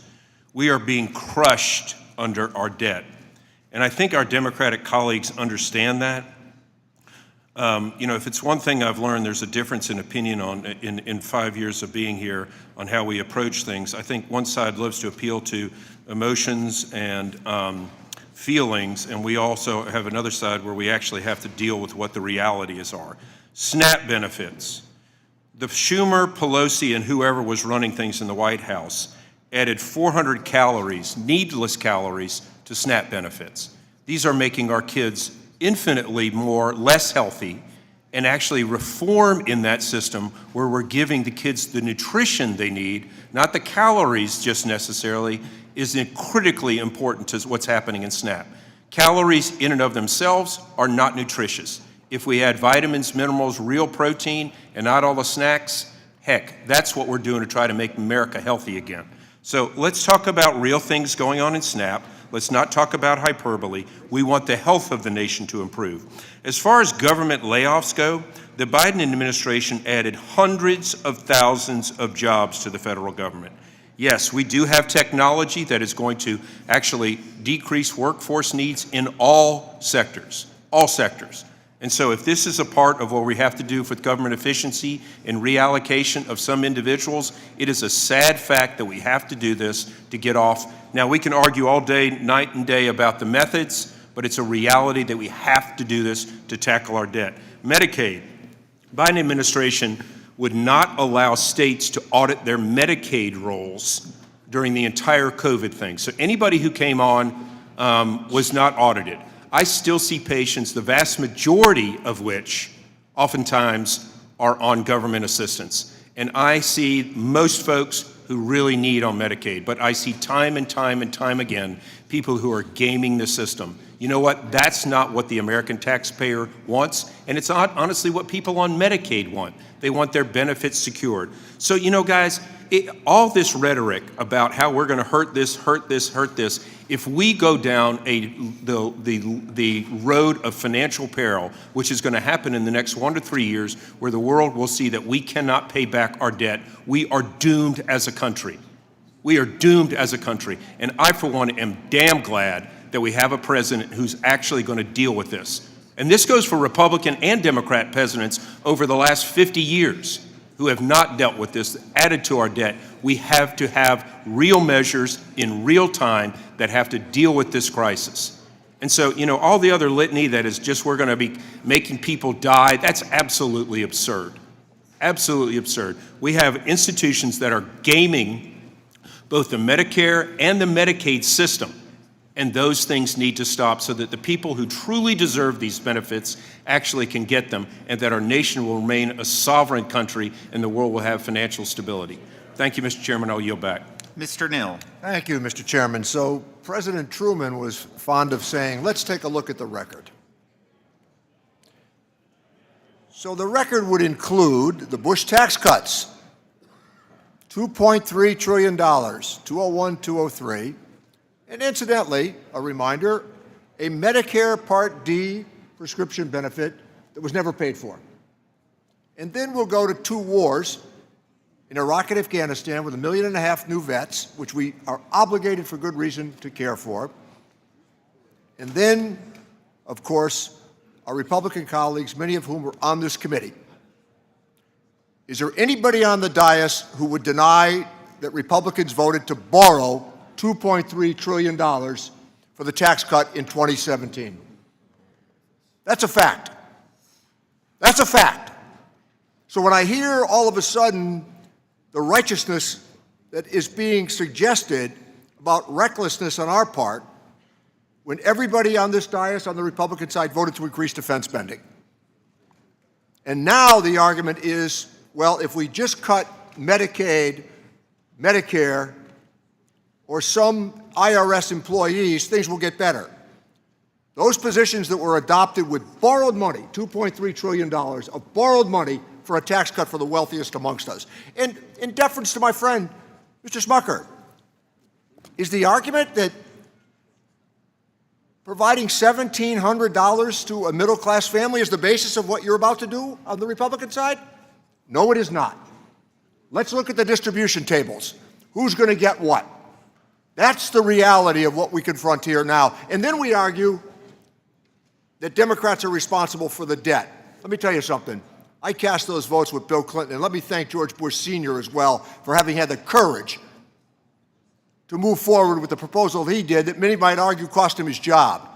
And then Bill Clinton picked up on it in '93 and again in '97 in a bipartisan way to reduce the debt. We didn't borrow any money in those years for a tax cut for the wealthiest amongst us. I'm going to yield to Mr. Thompson. Thank you, Mr. Neal, for yielding.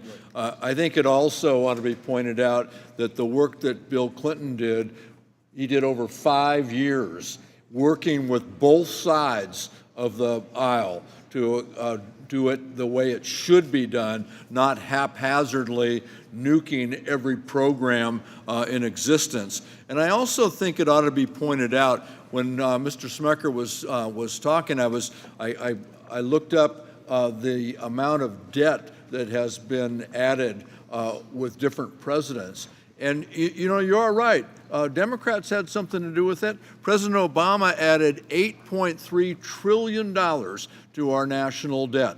The top amount, only second to, the number 2 was President Trump at $8.2 trillion.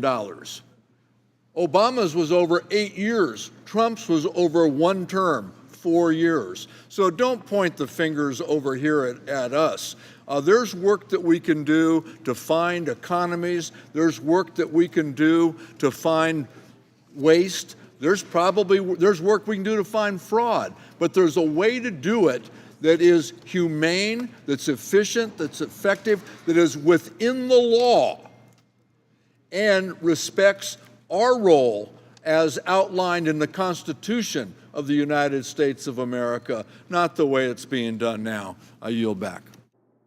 It would have been great for our country if COVID would have never existed during the Trump administration. Mr. Buchanan. Let me just mention to my friends, when I got here, it was $8.5 trillion. Let's deal with some reality. It was $8.5 trillion. Here we are today talking about $37 trillion. There's a lot of blame to go around. It's not one party or the other. And a lot of us have a lot of responsibility for that, because you don't continue to spend money you don't have. 49 out of 50 governors have to balance their budget. They've got to do one thing in Florida, the legislature, and that is to produce a balanced budget every year. That's all they have. That's the main thing they have to do. This is a lot different, but my point is, I ran originally on trying to have a balanced budget amendment. First week that I was in office, I filed a balanced budget amendment, and I filed one every couple of years. But we've gone from 8 trillion to 37 trillion, $1 trillion in interest on our debt right now. I mean, in terms of that, it's out of hand. We've been talking about it. So we need to find a way to come together and deal with the harsh reality of where we're at, because if we don't, one of the economists said, it's not a matter if, it's a matter of when. I yield back. Does anyone else wish to strike the last word?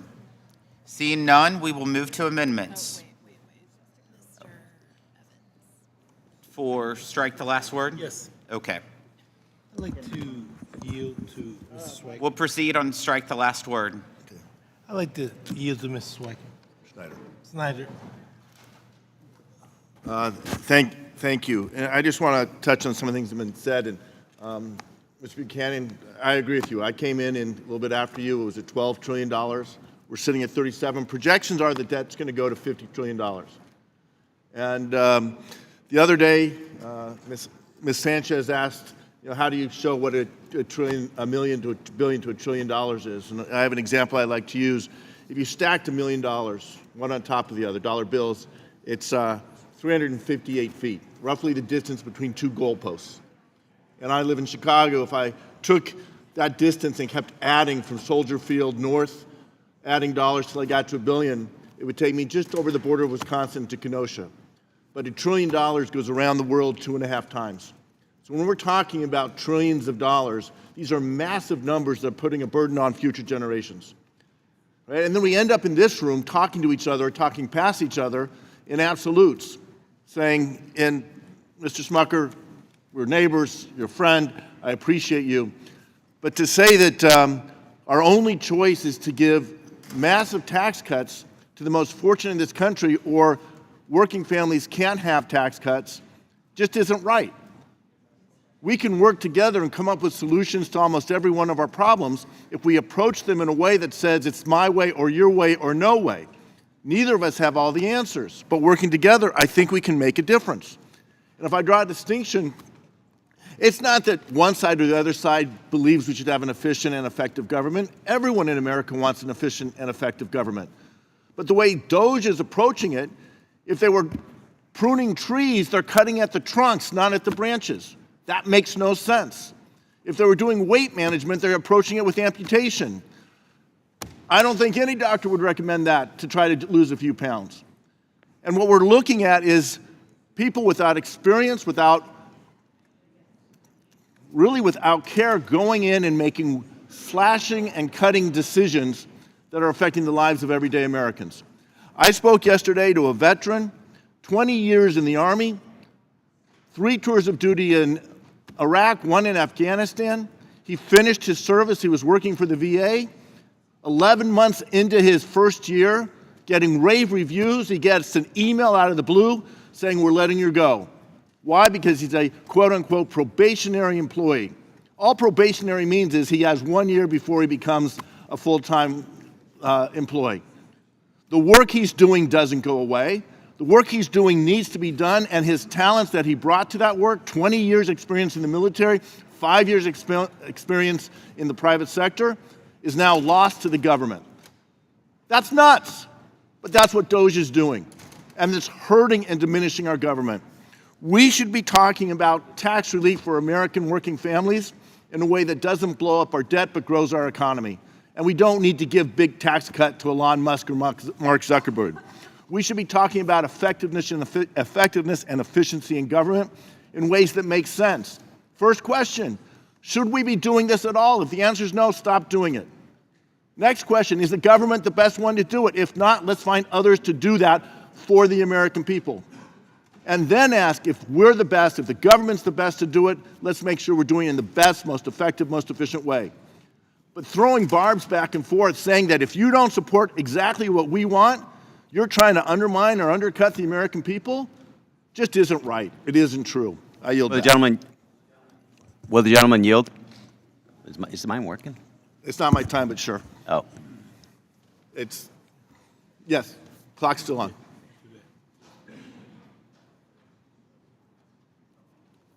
You're on, yeah. So I appreciate the comments that were just made, and I agree with much of what you said, and I do want to point out that I wasn't casting aspirations on anyone. I wasn't accusing the Democrats of anything, as Mr. Thompson had said earlier. I really think there's an opportunity for us to work together here. And I hope that we get to the point where we can do that. Your questions about government are exactly what we should be asking. What I don't understand is when Democrats on your side of the aisle are just simply saying that everything that DOGE is doing is terrible and is not necessary. You've been involved in corporations. You understand the need to restructure. You can't, I don't believe that you would think that we don't need a restructuring in the federal government. It's got to be done right. I feel bad for the veteran. Back 2 seconds, because Yes. yes, I agree, but the way DOGE is doing it, the way Elon Musk is doing it, grabbing a chainsaw, firing people because he disagrees with their politics, that doesn't make sense. Let's do it in a smart, intelligent way, talking to each other and making sure that what we do doesn't cause unintended damage, but moves our country forward. I yield back. Any additional members wish to strike the last word? Seeing none, we will move to amendments. Are there any amendments? If there are no amendments,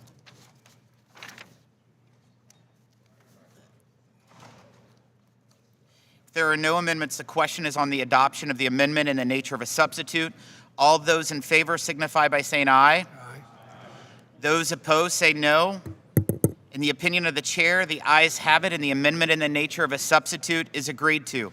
I will now recognize Mr. Buchanan for the purpose of offering a motion.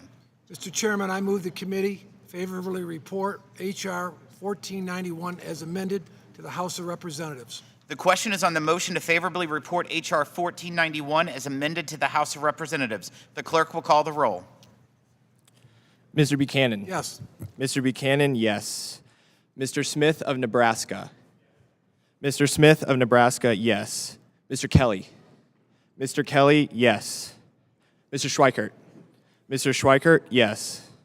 Mr. LaHood? Mr. LaHood, yes. Mr. Arrington? Mr. Estes? Mr. Estes, yes. Mr. Smucker? Mr. Smucker, yes. Mr. Hearn? Mr. Hearn, yes. Mrs. Miller? Mrs. Miller, yes. Dr. Murphy? Dr. Murphy, yes. Mr. Kustoff? Mr. Kustoff, yes. Mr. Fitzpatrick? Mr. Fitzpatrick, yes. Mr. Stubbe?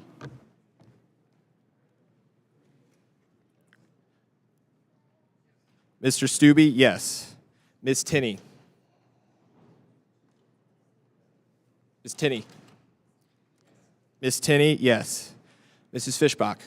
Mrs. Fishbach, yes. Mr. Moore? Mr. Moore, yes. Ms. Van Dyne? Ms. Van Dyne, yes. Mr. Feenstra? Mr. Feenstra, yes. Ms. Maliotakis? Ms. Maliotakis, yes. Mr. Carey? Mr. Carey, yes. Mr. Yakum? Mr. Yakum, yes. Mr. Miller? Mr. Miller, yes. Mr. Bean? Mr. Bean, yes. Mr. Moran? Mr. Moran, yes. Mr. Neal? No. Mr. Neal, no. Mr. Doggett?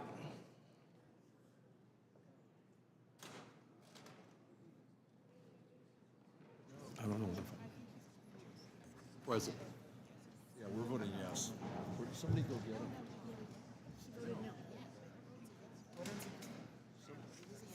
Mr. Doggett? Yes. Mr. Doggett, yes. Mr. Thompson? Aye. Mr. Thompson, yes. Mr. Larson? Yes. Mr. Larson, yes. Mr. Davis? Yes. Mr. Davis, yes. Karen's game. Ms. Sanchez? Ms. Sanchez, yes. Ms. Sewell? Ms. Sewell, yes. Ms. Delbene? Ms. Delbene, yes. Ms. Chu? Ms. Chu, yes. Ms. Moore? Ms. Moore, yes. Mr. Boyle? Mr. Boyle, yes. Mr. Byer? Mr. Byer, yes. Mr. Evans? Mr. Evans, yes. Mr. Schneider? Mr. Schneider, yes. Mr. Panetta? Mr. Panetta, yes. Mr. Gomez? Mr. Gomez, yes. Mr. Horsford? Ms. Plaskett? Yes. Ms. Plaskett, yes. Mr. Swazi? Yes. Mr. Swazi, yes. Mr. Arrington? How is Mr. Neal recorded? Mr. Neal is yes.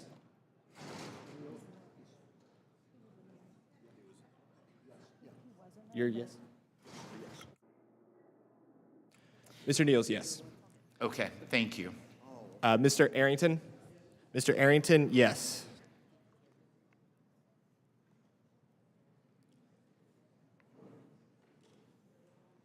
Mr. Horsford?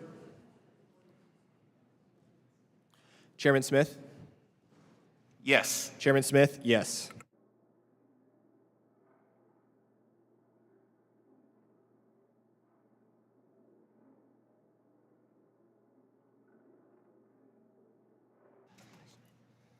Clerk will report the vote. The yeses are 44, the noes are 0. There being 44 yeses and 0 noes, the motion is agreed to, and H.R. 1491 as amended is ordered favorably reported to the House. Without objection, I ask that staff be authorized to make technical and conforming changes to H.R. 1491, and that members have 2 additional days to file with the committee clerk supplemental, additional, dissenting, or minority views. Our next item of business is H.R. 517, the Filing Relief for Natural Disasters Act, sponsored by Representatives Kustoff and Chu.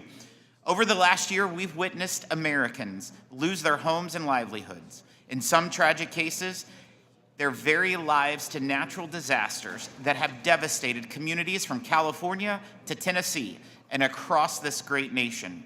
The last thing survivors of natural disasters should have to worry about is missing a tax deadline while they're sifting through the wreckage of their home or trying to locate a lost loved one. This bipartisan legislation supports disaster victims by granting the Treasury Secretary the authority to postpone federal tax deadlines for those impacted by state-declared disasters. I want to thank Representatives Kustoff and Chu for their advocacy on behalf of the people of Tennessee impacted by Hurricane Helene and those in California impacted by the multiple fires, and for all taxpayers around the country who have been affected by natural disasters. I now recognize the gentleman from Tennessee for the purposes of an opening statement. Thank you, Mr. Chairman, and thank you for holding today's markup and for considering what I think is an important piece of legislation, the Filing Relief for Natural Disasters Act. I also do want to thank my colleague, Representative Chu, for joining me in introducing this bipartisan bill. My guess is most of the people on this dais have at some point seen their state and their own constituents impacted by a natural disaster or an emergency. My district, which is West Tennessee, has been hit by a number of natural disasters over the years, ranging from tornadoes to most recently major flooding. And of course, right now in East Tennessee, there are still many people who are grappling with the devastating aftermath of Hurricane Helene last year. For many Tennesseans, their lives have been greatly affected. Now, anyone who's toured a disaster area or spoken to victims or watched the damage from television or social media know recovering and rebuilding is certainly not easy, and it won't happen overnight. For so many impacted Americans, for families and communities, it's critical that they have timely access to the support, the resources, and the relief that they need to begin the recovery process and to start getting their lives back on track. This also includes regulatory relief, among other things. And for many taxpayers and small businesses, filing season can be laborious and it can be a time-consuming process. And that's why under the current law, the Department of Treasury has the authority to postpone certain tax filing deadlines for taxpayers affected by federally declared disasters. But the Treasury Department does not have the authority to provide filing relief following state-level declarations, which are typically issued immediately after a disaster. Federal declarations can take weeks or months before being issued. and that disparate treatment between federal and state level declarations under current law can delay relief and create significant confusion for impacted taxpayers. And that's why Representative Chu and I introduced the Filing Relief for Natural Disasters Act. This legislation makes two straightforward common sense reforms to the IRS code that will ensure that disaster victims are able to receive timely relief. Specifically, this bill will authorize the Secretary of Treasury, in consultation with FEMA, to extend filing relief to taxpayers as soon as the governor of the state declares a disaster or a state of emergency. It will also expand the current mandatory filing extension following a federal declaration from 60 days to 120 days. I don't think there's any doubt that disaster victims have more important things to worry about than bureaucratic red tape at the IRS. This bill is bipartisan, it's certainly pro-taxpayer, it's certainly common sense, that I believe will address a glaring flaw in our tax code. And with that, I urge our colleagues to support disaster victims in Tennessee and in California and across this nation by voting for this important piece of legislation. Thank you, Mr. Chairman, and I'll yield back my time. Thank you, and I now recognize Ms. Chu for an opening statement. Thank you. I urge my colleagues to support H.R. 517, the Filing Relief for Natural Disasters Act, and I want to thank Representative Kustoff for his partnership on this bill. Each year, states like California declare state-level emergencies for disasters like wildfires, hurricanes, floods, or earthquakes. Under current law, disaster victims can only receive federal filing relief if and when the President of the United States declares a federal disaster. While President Biden immediately declared a federal disaster for the Los Angeles fires that devastated my district last month in Altadena and Pasadena, that was unusually fast.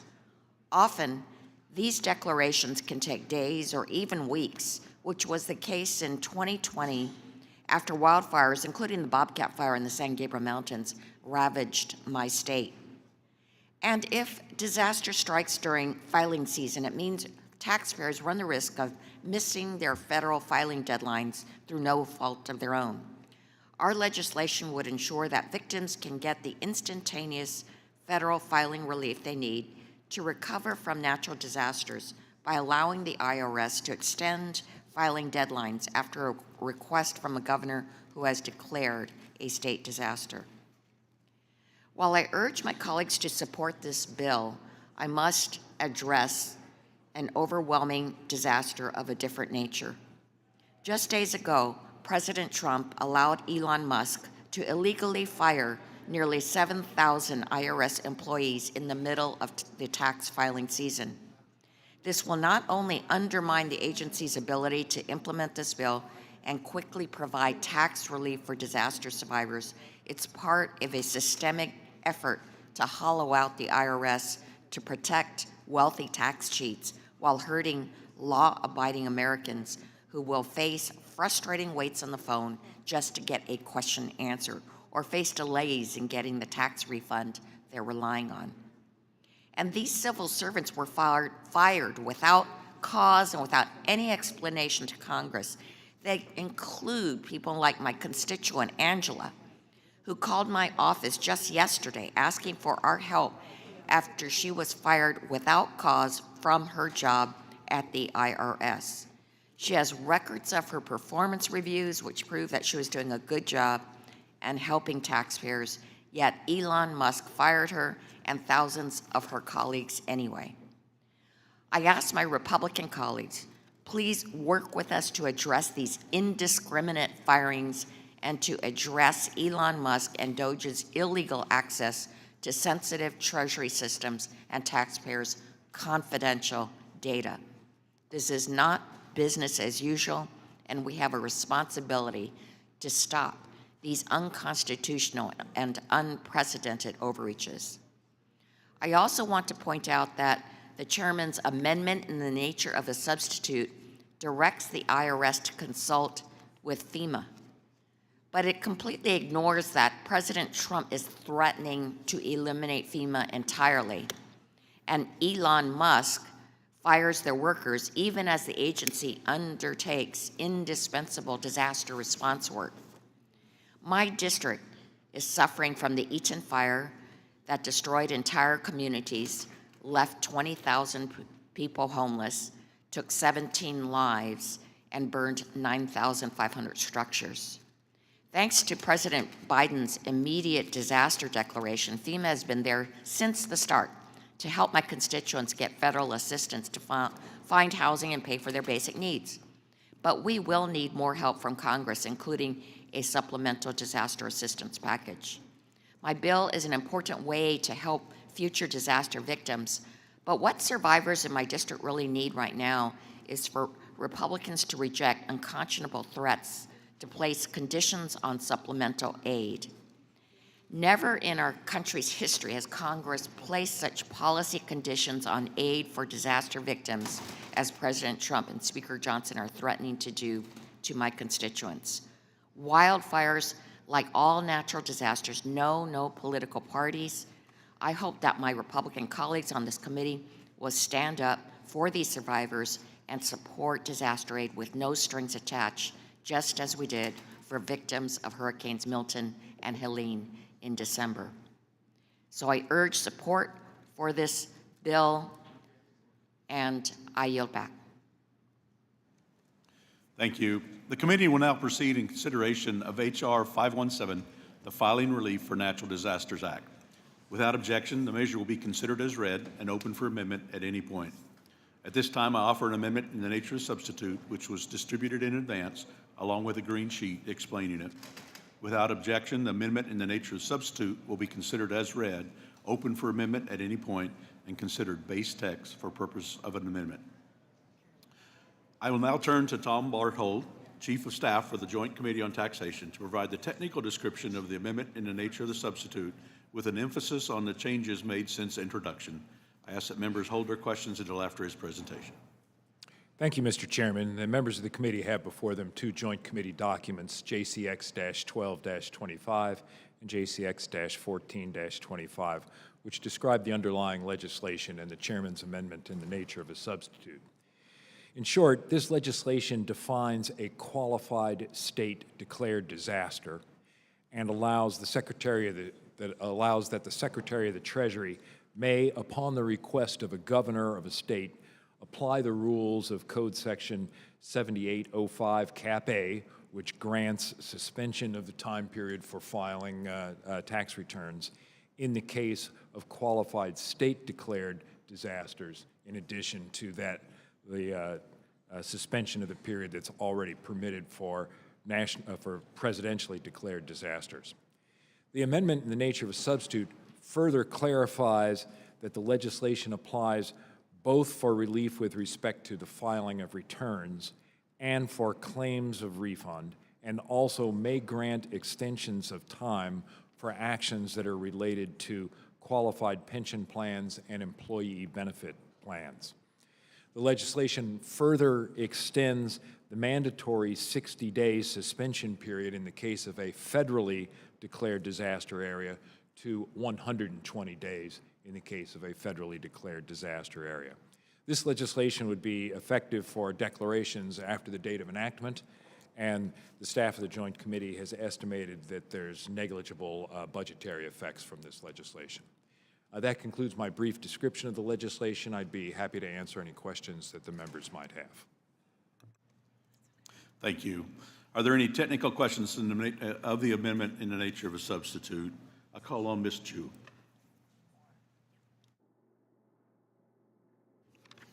Mr. Chair, first I want to say that I'm glad the committee is considering this important bill, which I proudly sponsor with Representative Kustoff.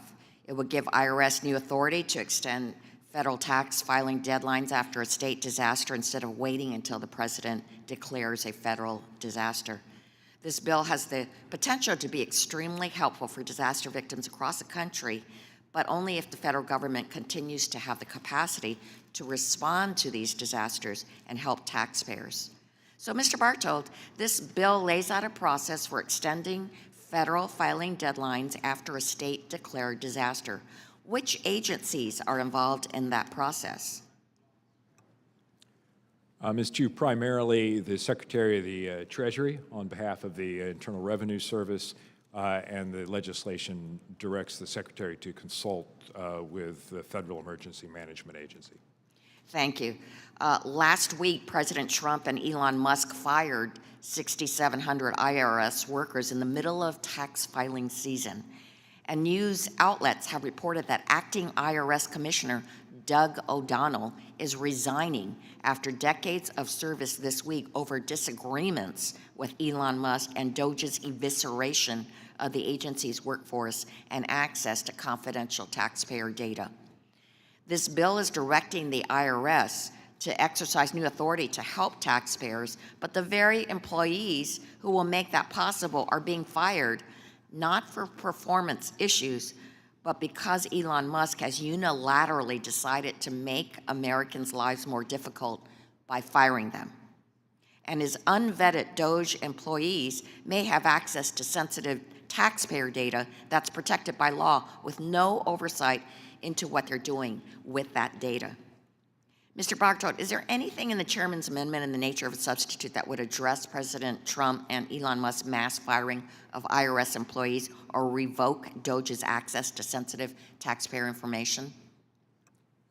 Ms. Chu, the legislation only modifies the Internal Revenue Code. It doesn't modify any hiring practices or expenditures.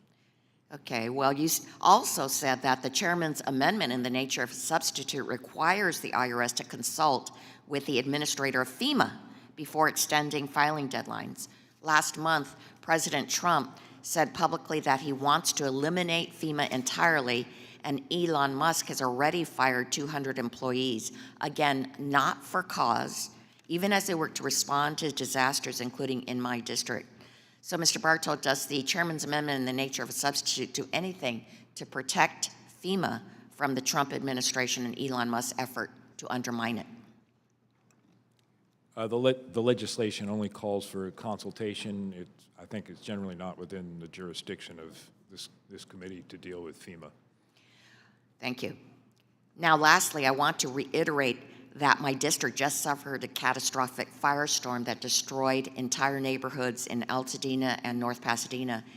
It killed 17 of my constituents, 20,000 people lost their homes, 9,500 structures burned. And still, President Trump and Republicans are threatening to place conditions on supplemental federal disaster aid that these survivors are relying on Congress to provide. This has never been done in our history and certainly was not done in December when we passed disaster aid for hurricane survivors. So, Mr. Bartold, does the chairman's amendment in the nature of a substitute do anything to ensure that supplemental disaster aid for victims of the Los Angeles fires will be delivered without strings attached? Ms. Chu, this legislation modifies the Internal Revenue Code and does not address appropriations. Thank you. I ask these questions despite urging my colleagues to support this bill, but we are not considering it in a vacuum. We are directing the federal government to exercise new authority to help taxpayers. It's unconscionable that Republicans continue to ignore President Trump and Elon Musk's all-out, illegal, unconstitutional attack on the very federal workers who we are asking to carry out these bills. I yield back. Continuing with technical questions on the amendment in the nature of substitute, I'll call on Ms. Moore from Wisconsin. Thank you so much, Mr. Chairman. And, you know, I just want to continue with you, Mr. Bartold, asking you a question because my constituents are constantly asking me what I am doing to stop this budget reconciliation from going through that would eviscerate all kinds of benefits for my constituents. They don't want to hear about how I'm voting against, how I voted against the budget resolution. They don't want to hear my whining about how I don't have any standing in court. They don't want to hear that I'm in the minority. And so really the only thing that I can do is to educate them. And so I'm hoping that you will help me with that process today. Now, Mr. Smucker made it really clear today. He reiterated something that I heard for hours yesterday, that, quote, every person who pays taxes will see their taxes go down under an extension of the Tax Cut and Jobs Act. Now, I'm not saying that the Tax Cut and Jobs Act doesn't cut taxes for a whole lot of people. I mean, after all, $4.5 trillion is a lot of money, and I'm sure that it's going to cut taxes for a lot of people. But, you know, somebody is going to have to pay for these tax cuts. So, Mr. Bartold, I am asking you, would you please provide every member of this committee of what portion of the population stands to have a tax increase as a result of the extension of the Tax Cut and Jobs Act? And Mr. Bartold, I'm not looking to put you on the spot here, unless you just want to be on the spot, but I certainly look forward to getting that in writing. And Mr. Smucker, you're not here, but I see an opportunity to get a free meal out of you. So I look forward to your apology and for your taking me to lunch. And with that, Mr. Bartold, unless you're prepared to give me some preliminary answers, I would look forward to this in writing. Ms. Moore, I will provide a detailed written analysis.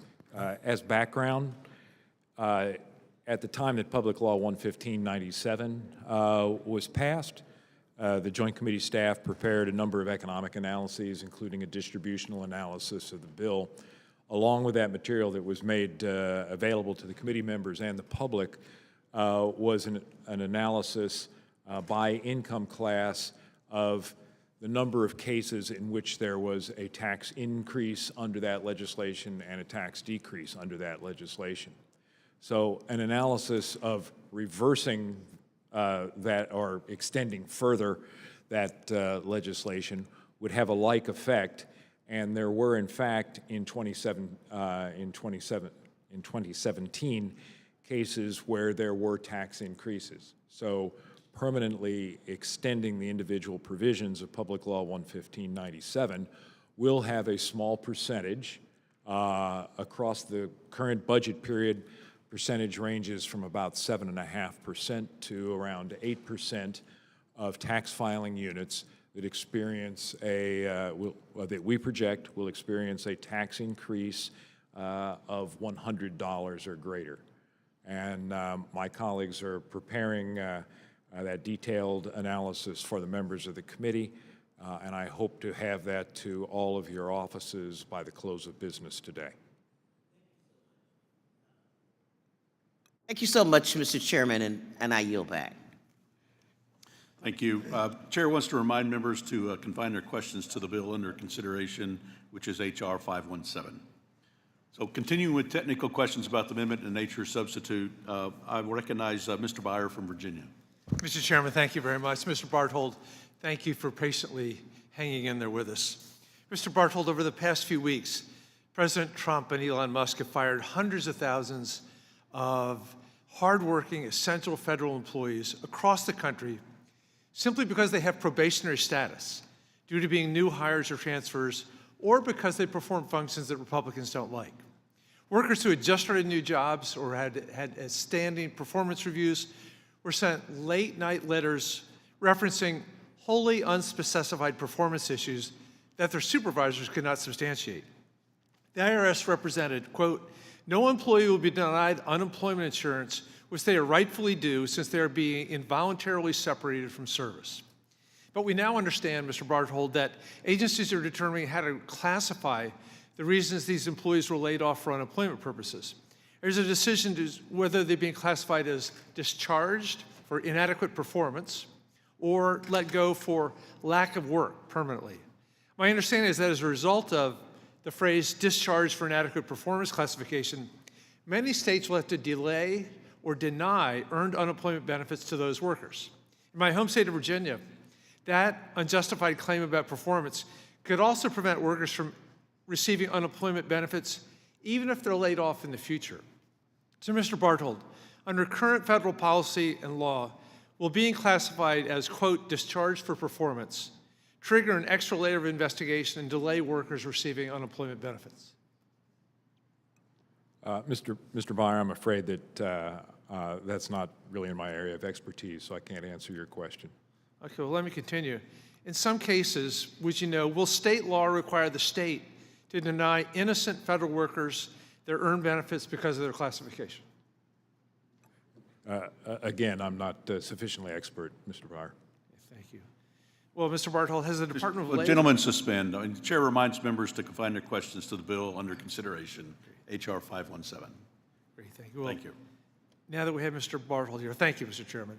Has the Department of Labor given states any written or other guidance instructing them that innocent federal employees were part of a mass layoff by DOJ and should be awarded unemployment benefits, which the federal government, by the way, is legally required to reimburse? Again, Mr. Byer, not my area of expertise. I'm sorry.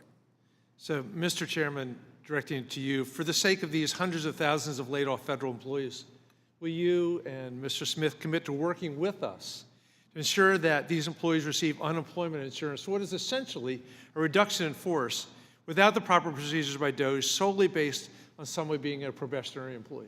Yes, we'll work with identifying, take that under consideration and figure out how to make that work for those workers. Yeah, thank you, Mr. Chairman. I yield back. Thank you. Now we're moving into the strike the last word. Does anyone reach to strike the last word? Oh, excuse me, were there any other technical questions? Did you have? Strike the last word? All right, let's move into the strike the last word. I recognize Mr. Thompson from California. Thank you, Mr. Chairman. I support this legislation. It allows disaster victims the extra time to claim tax credits that they deserve. Constituents in my district were busy calling my office concerned about this when we had the terrible fires in California. And one thing I learned from those terrible fires, that terrible natural disaster, was that disasters require a greater need for health care as well. And I just want to point out that the proposed cuts to programs by the Republicans, programs such as Medicaid, are causing great concern throughout my district, and I'm sure throughout their districts. And if they had their town hall meetings, they would hear from their constituents how concerned they are. But it's not just everyday constituents, it's also healthcare clinics and hospitals who realize that this is an extremely important means by which to ensure that people in all of our districts get the health care that they need.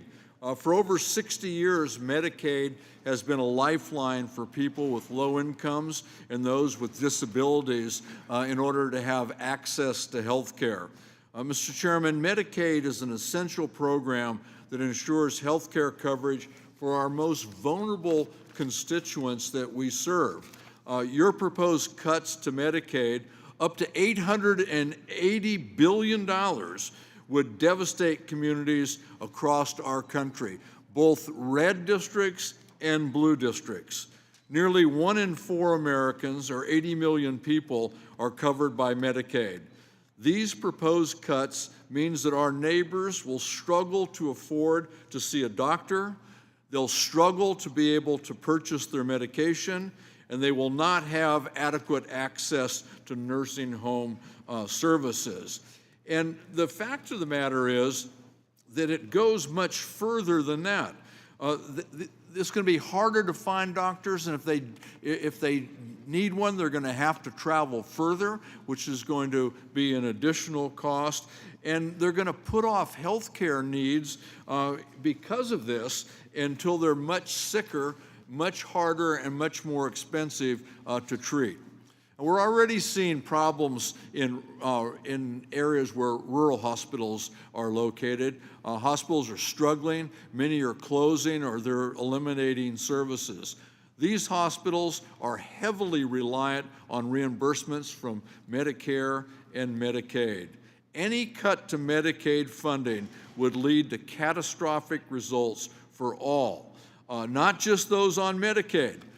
People who get their health care or pay for their health care through private insurance, people who pay for their health care out of pocket are going to be faced with challenges also, because as these hospitals close or reduce services, they're going to be impacted as well. Every uninsured person results in a $900 in uncompensated health care cost per year. This results in fewer services being offered, higher prices for patients, not just those on Medicaid, all patients, and reduced investments in local hospitals. These cuts occur, a hospital has to make difficult decisions about what staff to cut and what services they'll no longer offer, all of which will hurt the people that we represent, all of us, in red districts and in blue districts. I yield back. Thank you. I now recognize Ms. Miller from West Virginia for 5 minutes to strike the last word. Thank you. I move to strike the last word. In West Virginia, we are no strangers to natural disasters. In the past year, my home state has experienced severe storms, flooding, landslides. Just last week, a state of emergency was declared across 10 counties in my district due to devastating rains and flooding. I received a phone call myself last Sunday asking for help. I said, "What do you need?" Their comment was, "Everything." So come Monday, I loaded up 2 truckloads and headed down there myself to see how desperate the people were. While people work to put their lives back together after a natural disaster, the last thing they need is to be worrying about filing their taxes. It's critical that taxpayers that are impacted both federally declared disasters and state-level emergencies can have access of relief from tax filing deadlines. I support this common sense legislation that will help taxpayers like the ones currently in my own district that have been affected by natural disasters. Thank you, and I yield back my time. Thank you. I now recognize Mr. Doggett from Texas to strike the last word for 5 minutes. Well, thank you very much, Mr. Chairman. This bill about disaster declarations ignores the real disaster that is occurring all around us. The committee wants to continue to operate as if business were normal here while the government around us is enveloped with chaos, with destruction, and illegality. The activity here began with President Trump's pardoning of the dangerous January 6 felons and returning them to their communities, but it has now expanded into numerous illegal activities. He ignores the law enacted by this Congress, apparently ignoring court orders telling him to comply with the laws passed by the Congress. And more recently, he has approved his staff referring to him as king. One would expect that in these circumstances, we would get some cooperation in getting some accountability. We cannot even get someone from DOJ to come before this committee or any member of the administration to come before the committee to answer questions about what's happening, whether it's interference with the privacy, sensitive information of every American family, or the dismissal of veterans, helping veterans at the VA and in other federal agencies. While most Republicans have reacted to the president's illegality with silence, some have gone a step further in a different direction. Representative McDowell has proposed that we rename the national airport here out at Dulles for President Trump.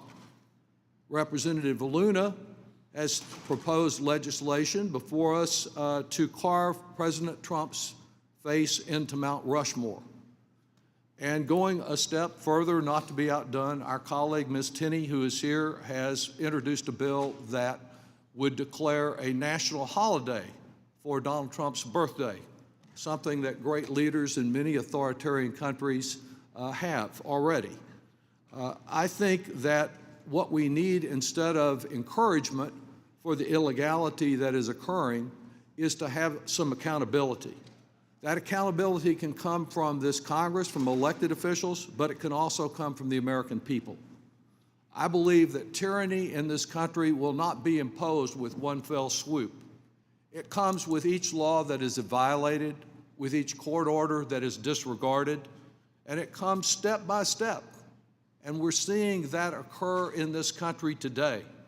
We're about to have a giant leap forward if the disastrous Republican budget is approved, doing great harm to our nation's finances and great harm to many American families.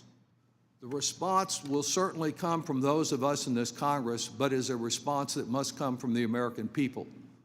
If people all over this country speak out in favor of efficient government, but not government that eviscerates the lives of so many of our citizens, if they speak out against this fawning on a president who would be king, who would be our dictator, we can put a stop to it. But it will take all Americans who speak out, who demand accountability from their own elected officials, if we are to preserve this democracy. The need to do that is urgent, and I encourage all citizens to engage. I yield back. Thank you. Does anyone wish to strike the last word? Thank you. Are there any amendments to the amendment in the nature of substitute? Seeing none, the question is on agreeing to the amendment offered by Mr. Costa. Oh, if there are no further amendments, the question is on the adoption of the amendment in the nature of substitute. All those in favor signify by saying yes. Yes? Yes? Yes. Yeah. Those opposed, no. In the opinion of the chair, the yeses have it, and the amendment in the nature of substitute is agreed to. I'll now recognize Mr. Buchanan for the purpose of offering a motion. Mr. Chairman, I move the committee favorably report H.R. 517 as amended to the House of Representatives. The question is on the motion to favorably report H.R. 517 as amended to the House of Representatives. The clerk will call the roll. Mr. Buchanan. Yes. Mr. Buchanan, yes. Mr. Smith of Nebraska. Mr. Kelly.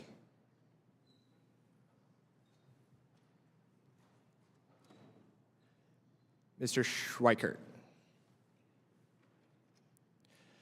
Mr. LaHood. Mr. LaHood, yes. Mr. Arrington. Mr. Estes. Mr. Estes, yes. Mr. Smucker. Mr. Smucker, yes. Mr. Hearn. Mr. Hearn, yes. Mrs. Miller. Dr. Murphy. Dr. Murphy, yes. Mr. Kustoff. Mr. Kustoff, yes. Mr. Fitzpatrick. Mr. Fitzpatrick, yes. Mr. Stube. Mr. Stube, yes. Miss Tinney. Miss Tinney, yes. Mrs. Fischbach. Mrs. Fischbach, yes. Mr. Moore. Miss Van Dyne. Miss Van Dyne, yes. Mr. Feenstra. Mr. Feenstra, yes. Miss Maliotakis. Mr. Carey. Mr. Carey, yes. Mr. Yakum. Mr. Yakum, yes. Mr. Miller. Mr. Miller, yes. Mr. Bean. Mr. Bean, yes. Mr. Moran. Mr. Neal. Mr. Neal, yes. Mr. Doggett. Mr. Doggett, yes. Mr. Thompson. Mr. Larson. Mr. Larson, yes. Mr. Davis. Mr. Davis, yes. Ms. Sanchez. Ms. Sewell. Ms. Delbene. Ms. Delbene, yes. Ms. Chu. Ms. Chu, yes. Ms. Moore. Ms. Moore, yes. Mr. Boyle. Mr. Boyle, yes. Mr. Byer. Mr. Evans. Mr. Evans, yes. Mr. Schneider. Mr. Schneider, yes. Mr. Panetta. Mr. Panetta, yes. Mr. Gomez. Mr. Gomez, yes. Mr. Horsford. Ms. Plaskett. Ms. Plaskett, yes. Mr. Swazi. Mr. Swazi, yes. How is Ms. Sanchez recorded? Ms. Sanchez is not recorded. Ms. Sanchez, yes. How is Ms. Maliotakis recorded? Ms. Maliotakis is not recorded. Ms. Maliotakis, yes. Mr. How is Mr. Smith recorded? Mr. Smith of Nebraska is not recorded. Mr. Smith of Nebraska, yes. Mr. Kelly. How is Mr. Arrington recorded? Mr. Arrington is not recorded. Mr. Arrington, yes. Mr. Kelly. How is Mr. Kelly Mr. recorded? Kelly is not recorded. Mr. Kelly, yes. Ms. Mr. Miller. Schweiker. Mr. Schweiker, yes. Mrs. Miller. Mrs. Miller, yes. Mr. Moore. Mr. Moore, yes. Mr. Moran. Mr. Moran, yes. Mr. Thompson. Mr. Thompson, yes. Ms. Sewell.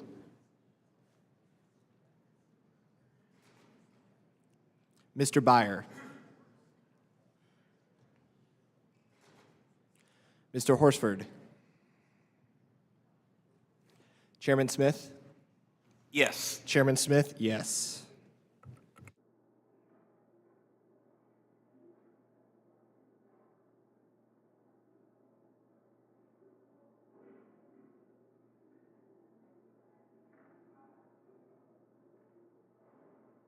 The clerk will report the vote. The yeses are 42, the noes are 0. There being 42 yeses and 0 noes, the motion is agreed to and H.R. 517 as amended is ordered favorably reported to the House. Without objection, I ask that staff be authorized to make technical and conforming changes to H.R. 517 and that members have 2 additional days to file with the committee clerk supplemental, additional, dissenting, or minority views. Our last bill is a CRA resolution sponsored by Representative Carey that would roll back the DeFi broker rule back in December. Representative Carey sent former Treasury Secretary Yellen and former IRS Commissioner Werfel a letter detailing concerns about IRS overreach with the original IRS broker rule, as well as the proposed DeFi broker rule. Shortly after this letter was sent, the agency finalized the DeFi broker rule, pushing through regulations that would have massive impacts on millions of American taxpayers and the IRS itself, requiring millions of taxpayers to file a new Form 1099 and inundating an already inefficient IRS with additional paperwork and burden. As former IRS Commissioner Reddick said, the volume of data arising from the rule would, quote, overwhelm the agency and have little or no value to effective and efficient tax administration. The laws Congress passes should be interpreted fairly, not used as a pretext to gain more control over taxpayers and the economy. I want to thank Representative Carey for leading this effort to protect taxpayers and businesses from more overreach from the IRS. I now recognize the gentleman from Ohio for the purposes of an opening statement. I want to thank the chairman and his staff for bringing this CRA for consideration by the committee today. This common sense bipartisan resolution would overturn the IRS Digital Asset Sale and Exchange Rule, otherwise known as the IRS Broker Rule. The final rule, which came out at the end of 2024, requires self-custodial digital assets, wallet providers, and other developers of non-custodial software to submit information reports to the IRS. This goes well beyond the scope of the Infrastructure Investment and Jobs Act instructions to the IRS and Treasury regarding the establishment of rules for digital asset exchanges. While the IRS authority to designate self-custodial wallet providers as brokers is legally questionable, it is nevertheless inappropriate to impose consumer and technology-related regulatory policy through tax code, especially in the absence of explicit delegation of the legislative authority. Self-custodial wallet providers do not have the customer-level transaction data the IRS seeks for reporting, and they cannot obtain this data without fundamentally changing their products, and the business model. In addition to invading the privacy of tens of millions of Americans and hindering the development of this growing industry in the United States, this rule would overwhelm the IRS with over 8 billion new information returns for Form 1099-DA, which the DA stands for digital assets. To put this in perspective, this is more than double the amount of the information returns the IRS currently receives on all other types of forms of the 1099 combined. Again, this more than doubles the amount for the 1099. One thing I believe that we can all agree is that we want the IRS to process returns in a timely and efficient manner. The IRS must focus on effectively handling its current duties and its obligations, not sifting through billions of new, useless information returns. The IRS broker rule hinders American innovation in a globally competitive environment, infringes on the privacy of our constituents, and overwhelms the IRS with these new filings. Failing to pass the CRA would erode the security and privacy of self-custodial wallet users throughout the United States. We must pass this resolution to avoid this nightmare for American taxpayers and for the IRS, while ensuring that the United States is in fact in a position to lead the world in innovation with digital assets and in the crypto sector. I encourage all my colleagues to support this resolution. With that, Mr. Chairman, I yield back. I now recognize the ranking member from Massachusetts, Mr. Neal. Thank you, Mr. Chairman. The bill before us today would repeal sensible and important Treasury regulations, ensuring that taxpayers meet their tax filing obligations and do not skirt the law by selling cryptocurrency without reporting the gains. It's really that simple. By repealing this regulation, our Republican colleagues are allowing taxpayers to raid the fisc of an additional $4 billion. And make no mistake about it, the bill is unpaid for, a pattern we are seeing from our colleagues across the aisle, notwithstanding their fidelity to so-called fiscal responsibility. I don't think we should be surprised that our Republican colleagues today are weakening the tools that the IRS has to enforce tax laws, a very important element in fundamental democracy. They are the party that has consistently underfunded the IRS. They are the party that actively seeks to repeal the funding boost that Democrats gave the IRS, and they are a party that has stood idly by while those who are not appointed and not elected have fired 6,700 IRS employees this tax filing season. It is not a good bill, and in service of bad tax policy, let me point out that I will be voting no, and I urge my colleagues to do precisely the same. Yield the back. I'll yield back my time, yes. The committee will now proceed to consideration of H.Res 25, disapproving the rule submitted by the Internal Revenue Service related to gross proceeds reporting by brokers that regularly provide services effectuating digital asset sales. Without objection, the measure will be considered as read and open for amendment at any point. I will now turn to Tom Bartold, Chief of Staff for the Joint Committee on Taxation, to provide the technical description of the resolution. I ask that members hold their questions until after his presentation.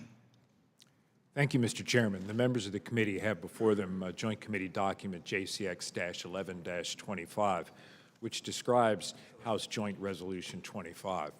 As background, the bipartisan infrastructure legislation provided that trading in digital assets was to be subject to broker reporting of gross proceeds and basis upon sale of such an asset. In July of last year, 2024, the IRS promulgated regulations to effectuate the broker reporting rules. And in those, in that July 24th release, they distinguished between custodial and non-custodial sides of the market.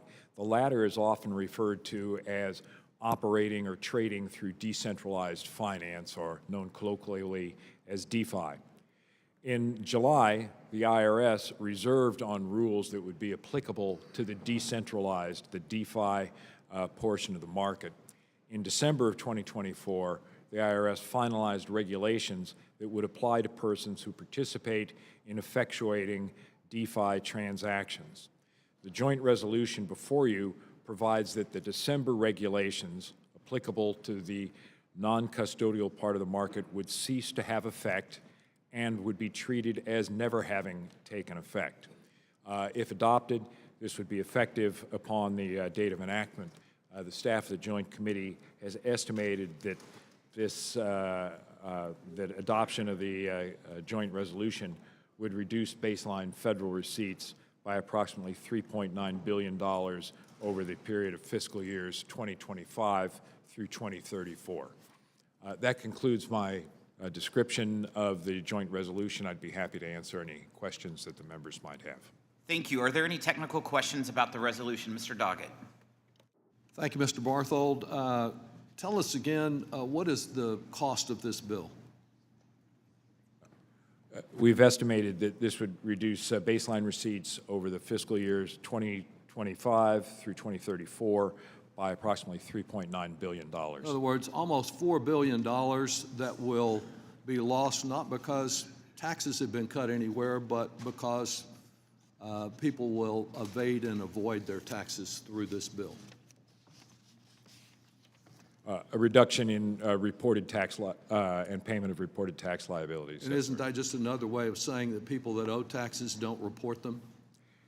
The gross proceeds reporting and basis reporting also aids taxpayers in kind of proper computation. But the factor that you mentioned is an important factor, Yes, sir. And in fact, this legislation is not offset. It's $4 billion added to the federal debt.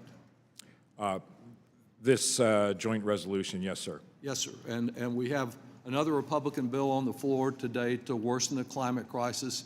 It adds $7 billion.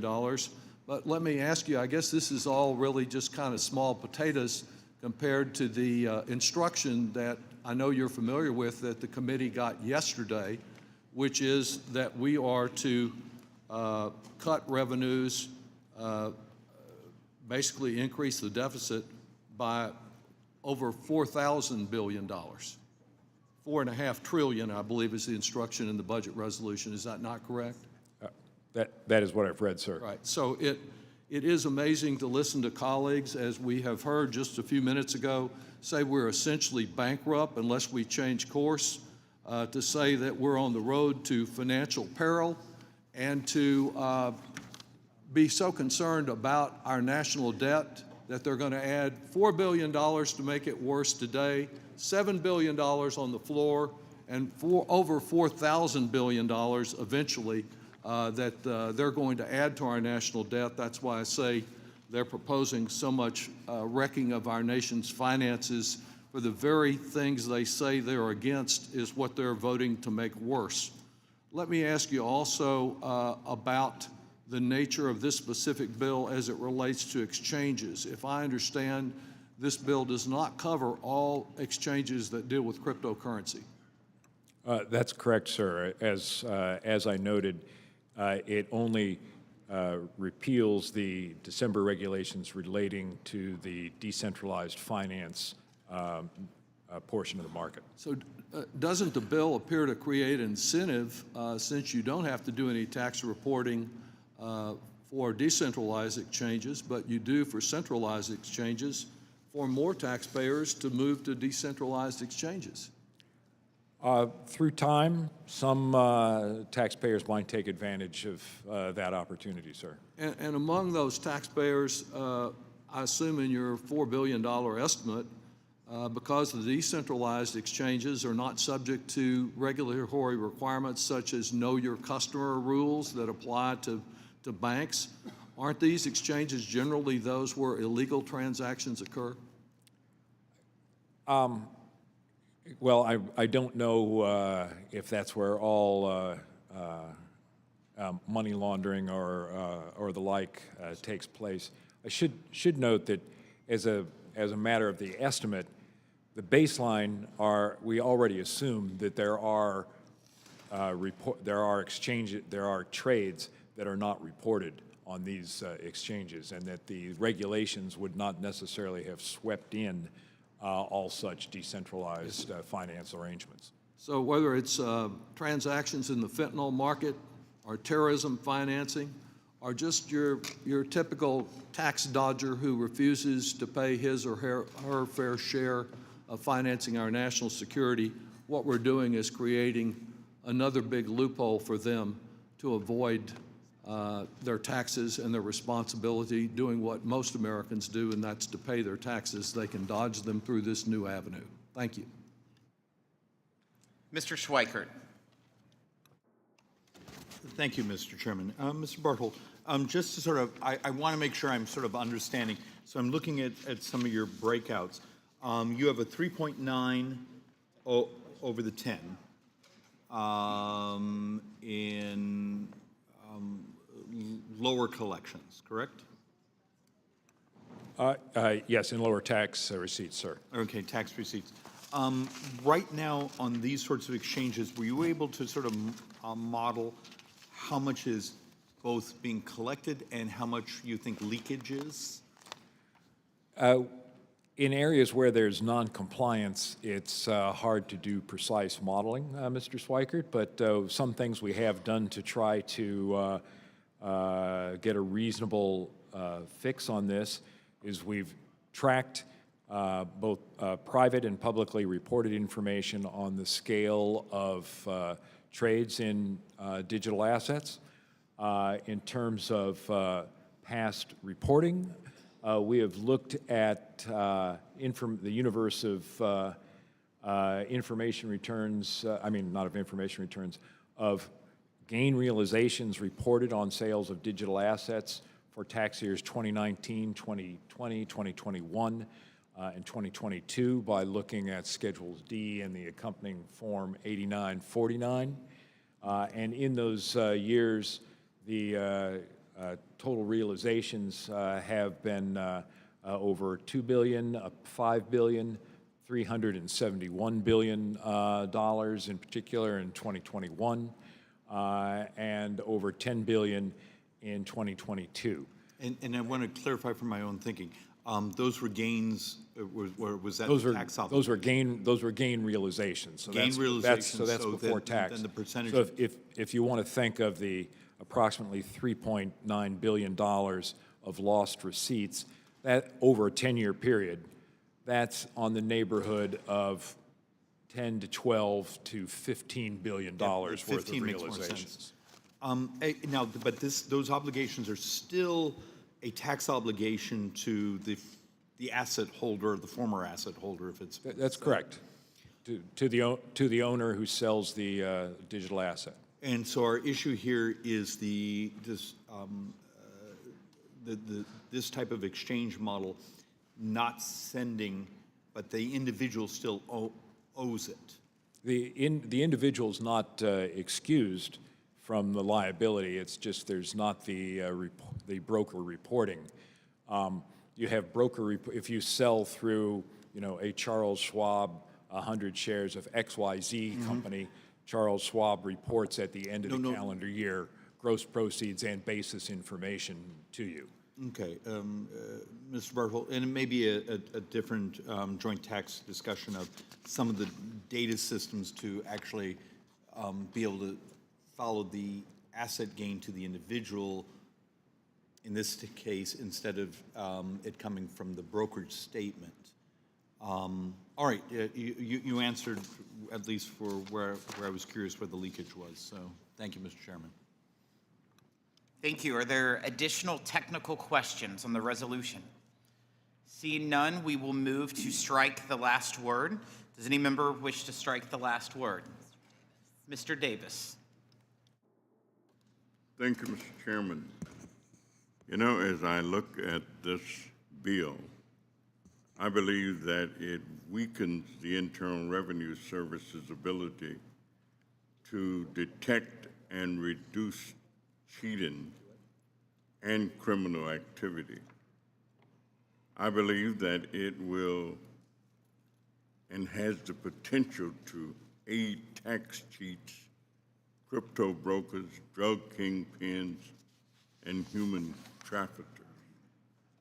The corruption that this bill will foster fits right in with the Republican goal of ending tax enforcement for the wealthy. It fits right in with President Trump's pardoning of the criminals who assaulted police officers and threatened lawmakers on January 6th. It fits right in with the Trump administration's refusal to enforce the Foreign Corrupt Practices Act, our laws against election tampering by foreign countries, and with President Trump siding with Russia against Ukraine, and with his using the Department of Justice as a personal tool of retribution.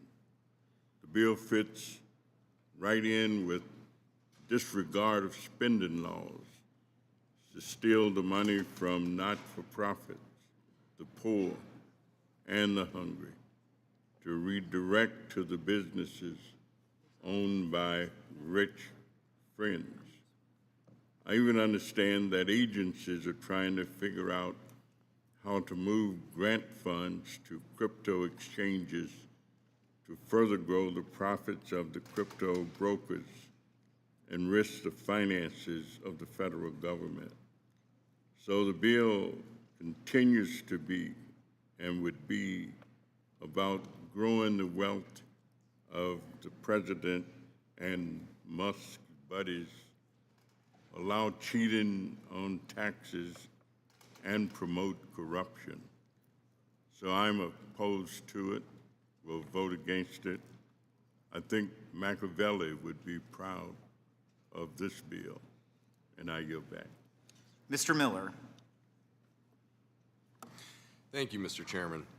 I move to strike the last word. The IRS's DeFi broker rule is a misguided and overreaching attempt to impose financial reporting requirements, which represents a fundamental misunderstanding of digital assets and its underlying technology. Let's be clear. DeFi protocols are not brokers. They don't custody assets, facilitate transactions like traditional financial institutions, nor can they collect and report user information. DeFi protocols provide infrastructure, not financial intermediation. Expecting them to track and report user activity is both impractical and misaligned with their core function. Yet the IRS wants to force software developers, validators, and even everyday users, including more than 15% of Ohioans who own and trade crypto, into compliance with regulations that simply don't fit. This is the equivalent of requiring the builders of our interstate highways to report the identity of every driver who uses them. It's nuts. It's unworkable, unfair, and it completely misses the mark.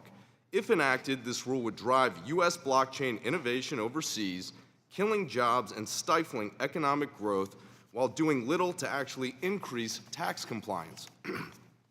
Rather than imposing a framework that simply does not fit, we need a regulatory approach that ensures fair tax compliance while recognizing the unique nature of decentralized finance. Digital assets should be treated with the same level of clarity and consistency as traditional assets, but that must be done in a way that accounts for these fundamental differences. Congress should take the lead in crafting clear, workable regulations that protect consumers, support innovation, and provide the IRS with the tools it needs, ensuring that innovation isn't stifled and compliance remains practical. Thank you, Mr. Chairman, and I yield back. Thank you, Mr. Byer. Thank you, Mr. Chairman, very much. Mr. Chairman, I move to strike the last word. And Mr. Chairman, Ranking Member Neal, this is the most outrageous use of the Congressional Review Act I've ever seen. It lacks any common sense or humanity. By destroying DeFi cryptocurrency regulation, this act empowers three evils that all of us, Republicans and Democrats alike detest. Number one, fentanyl. Fentanyl killing tens of thousands of our citizens every year, 80,000 last year. And unrecorded cryptocurrency transactions are essential to global fentanyl trade. Cryptocurrency is how cartels launder their deadly criminal proceeds. And decentralized crypto exchanges have no administrator, no central entity, and far too often they're neither recorded nor reported. And not just fentanyl, but the explosion of human trafficking, the rape and exploitation of girls and women and children around the world is made possible by unreported crypto transactions. How can any of my Republican friends who love their spouses and children's constituents possibly want to empower the most evil men on this planet? Number two, we all hate terrorism. Remember all the lives lost on 9/11, all those in the wars fought in Afghanistan, Iraq, and Syria against Al-Qaeda, Boko Haram, ISIS, terrorists everywhere. But hostile actors, terrorists, use DeFi and untested wallets to make the crypto transactions that fund their deadly activities. North Korea's ballistic missile program is made possible by cryptocurrency. Those cyber attacks that shut down hospitals, businesses, governments, the ransoms are almost always paid in crypto. And then there are U.S. taxes, legitimately owed under current law, that go unpaid because of DeFi crypto finance. Our Joint Committee on Taxation estimates we'll lose $28 billion in legitimately owed taxes. That is a huge amount of waste, fraud, and abuse that we are empowering with this Congressional Review Act. This is a terrible bill and a tragic misstep for our republic. I yield back. Mr. Evans. Mr. Chairman, I move to strike the last word. This bill we're marking up today is just another Republican on working to protect the rich at the expense of the middle class. By taking away the oversight and regulation of cryptocurrency, we would be enabling bad financial actors. These regulations are here for a reason. They prohibit shady actors from using crypto for illegal activity and purchasing. Without these regulations, users will be able to evade taxes, cause significant losses in billions of revenue. This bill is just one example of deregulation from Republicans that allow their billionaire donors to make a profit at the expense of hardworking Americans. The GOP wants to repeal the good Biden administration regulations so that their billionaire buddies can skirt tax laws. We should be focusing on lowering costs for the middle class, not creating tax rates for the ultra wealthy. It's common sense. Though we are here to mark up this bill, I want to stress how Republicans on this committee are continue to act as tough business as usual, while vital programs that every American relies on dozens of doors. Let's be clear, they are trying to slash federal spending for Medicare, SNAP, in order to provide handouts for rich donors. This is unacceptable. I yield back, Mr. Chairman.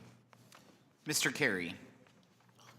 Oh, thank you, Mr. Chairman. I move to strike the last word. Listen, I don't want to restate my opening statement, but again, this goes well beyond the scope of the Infrastructure Investment and Jobs Act, instructions to the IRS and Treasury, which was the IRS broker rule. I want to point out, as my dear colleague and friend from Ohio pointed out, that this is something that is fair. I think there are a lot of terms that I hope that my colleagues that are on this dais will learn what a self-custodial wallet actually is, what a non-custodial software actually is, and what private keys are. This isn't something for billionaires. This is for everyday working Americans that are getting into this field and allowing us to unleash our ingenuity as Americans. So there are a lot of people, a lot of organizations that support the CRA. And I have a list in front of me, Mr. Chairman, that I would like to submit for the record of over 100 stakeholders who are publicly supporting this CRA. This is a great piece. It is bipartisan, and I urge all my colleagues to support the CRA. With that, Mr. Chairman, I yield back. Without objection, submitted to the record. Mr. Schneider. Thank you, Mr. Chairman. I move to strike the last word. So I appreciate the chance to discuss this legislation we're talking about. And in general, I'm not a fan of CRAs. I also have serious concerns for this specific CRA and the far-reaching consequences of eliminating Treasury's ability to require reporting for decentralized cryptocurrency exchanges. I hear the argument my colleagues are making, but while some people might be benefiting who aren't billionaires in this, that's not where the debate is. There are a lot of nefarious groups and individuals who use cryptocurrency for nefarious means. And it's almost as if you're saying, well, we're going to create another path through TSA, not everyone will have to go through. Having the ability to oversee is critical. And the CRA measure we are jamming through committee today, I think, fails to recognize that and is thus short-sighted. Repealing the reporting requirements for peer-to-peer cryptocurrency exchanges is, I believe, a recipe for disaster. This CRA would make it more difficult for taxpayers to file their taxes correctly and for the IRS to collect what is owed. What's more, removing the reporting requirements would push more people to conduct crypto trading using decentralized platforms which operate without that traditional oversight and, as I said, attract nefarious actors to fund illicit activities. We are having these requirements that we are trying to be overturned with this bill for a low cost of only $3.9 million. Removing the only reporting requirements for decentralized exchanges, only for decentralized exchanges, this CRA would needlessly create a strange discrepancy between what is required from decentralized exchanges and centralized exchanges. As Mr. Barthold suggested earlier in the Q&A, some might move. Well, economics dictate if there is a path with less friction, a path with less reporting requirements, not some, but most, if not all, will move there. What's more, decentralized finance platforms operate outside of traditional oversight, allowing bad actors to exploit the gaps in anti-money laundering protections and can move digital assets without accountability through decentralized platforms. But what I'm talking about is not just hypothetical. We know that Hamas has moved large sums of money through crypto-based transactions. The Democratic People's Republic of Korea cyber actors use decentralized finance services to transfer and launder money they're using for their nefarious purposes. And the Treasury Department has already sanctioned the exchange Cryptex for laundering hundreds of millions of dollars through crypto to support Russian interests. As a member of the Foreign Affairs Committee, I'm deeply worried about the message this would send to our foreign adversaries who would find these exchanges attractive because their identities are more easily obscured. Transparency measures like the reporting requirements that this CRA would eliminate help mitigate the risk to our country and our people. Increasing transparency along with other measures to close gaps in current regulations is key to countering hostile actors and terrorist groups like Hamas. Reporting requirements are but one tool in the toolbox to find illicit actors, and this CRA will hinder our efforts. I oppose the measure, and I urge my colleagues to do the same. Thank you, and I yield back. Mr. Doggett.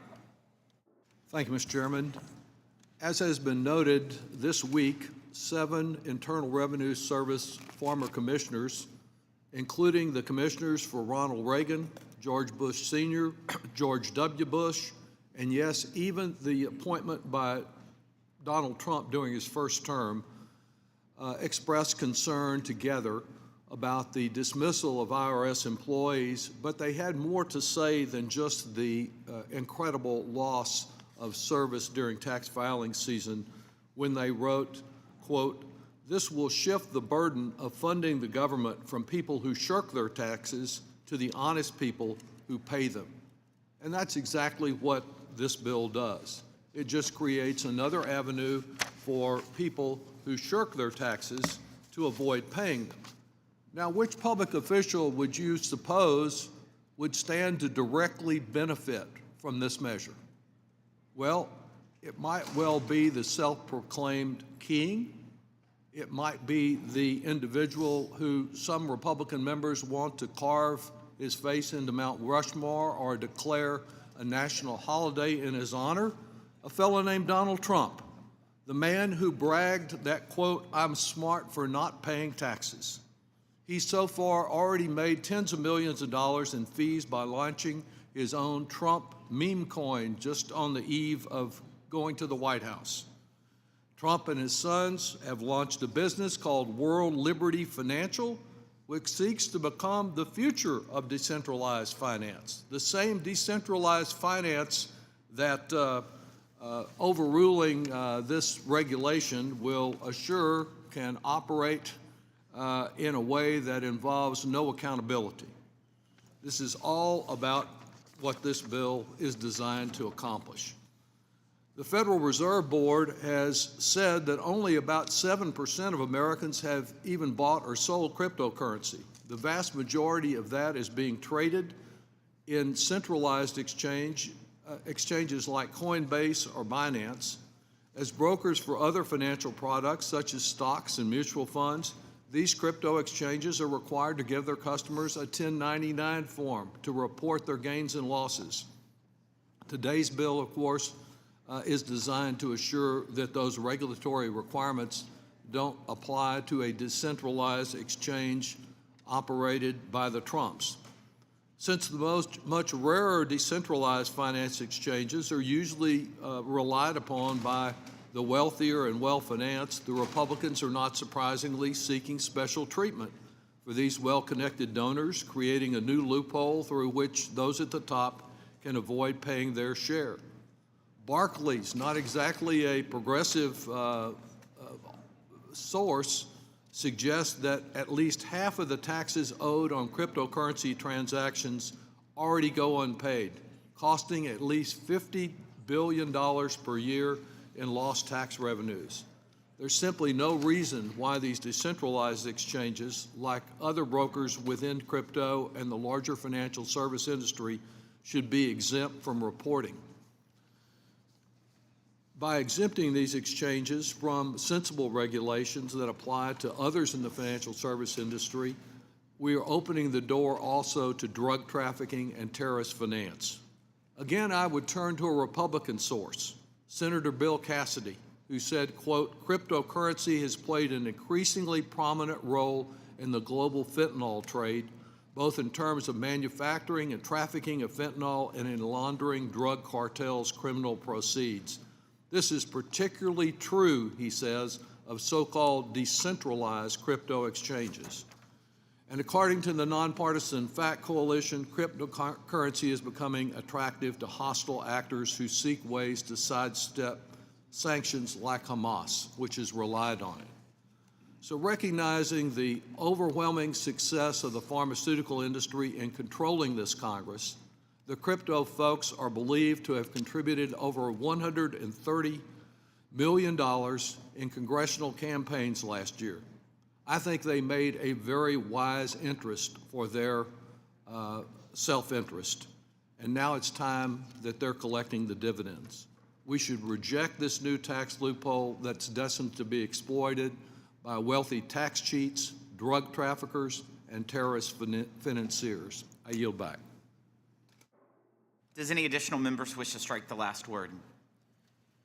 Seeing none, we will move to amendments. Are there any amendments to the resolution? Since there are no amendments, I will now recognize Mr. Buchanan for the purpose of offering a motion. Mr. Chairman, I move the committee favorably report H.J.Res 25 to the House of Representatives. The question is on the motion to favorably report H.J.Res 25 to the House of Representatives. The clerk will call the roll. Mr. Buchanan. Yes. Mr. Buchanan, yes. Mr. Smith of Nebraska. Mr. Smith of Nebraska, yes. Mr. Kelly. Mr. Kelly, yes. Mr. Schweikert. Mr. LaHood. Mr. LaHood, yes. Mr. Arrington. Mr. Estes. Mr. Estes, yes. Mr. Smucker. Mr. Smucker, yes. Mr. Hearn. Mr. Hearn, yes. Mrs. Miller. Dr. Murphy. Dr. Murphy, yes. Mr. Kustoff. Mr. Kustoff, yes. Mr. Fitzpatrick. Mr. Fitzpatrick, yes. Mr. Stube. Mr. Stube, yes. Ms. Tinney. Ms. Tinney, yes. Mrs. Fishbach. Mrs. Fishbach, yes. Mr. Moore. Mr. Moore, yes. Ms. Van Dyne. Ms. Van Dyne, yes. Mr. Feenstra. Mr. Feenstra, yes. Ms. Maliotakis. Ms. Maliotakis, yes. Mr. Carey. Mr. Carey, yes. Mr. Yakum. Mr. Yakum, yes. Mr. Miller. Mr. Miller, yes. Mr. Bean. Mr. Bean, yes. Mr. Moran. Mr. Moran, yes. Mr. Neal. Mr. Neal, no. Mr. Doggett. Mr. Doggett, no. Mr. Thompson. Mr. Thompson, no. Mr. Larson. Mr. Larson, no. Mr. Davis. Mr. Davis, no. Ms. Sanchez. Ms. Sanchez, no. Ms. Sewell. Ms. Del Bene. Ms. Del Bene, no. Ms. Chu. Ms. Chu, no. Ms. Moore. Ms. Moore, no. Mr. Boyle. Mr. Byer. Mr. Evans. Mr. Evans, no. Mr. Schneider. Mr. Schneider, no. Mr. Panetta. Mr. Panetta, no. Mr. Gomez.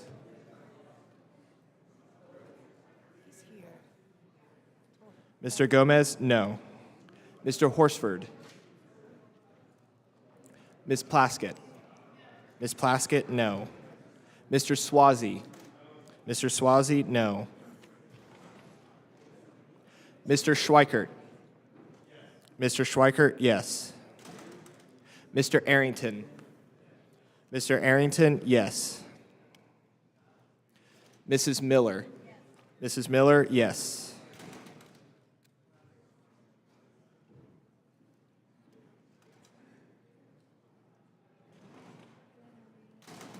Ms. Sewell.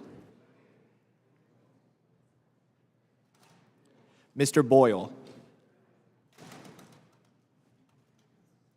Mr. Byer. Mr. Byer, no. Mr. Horsford.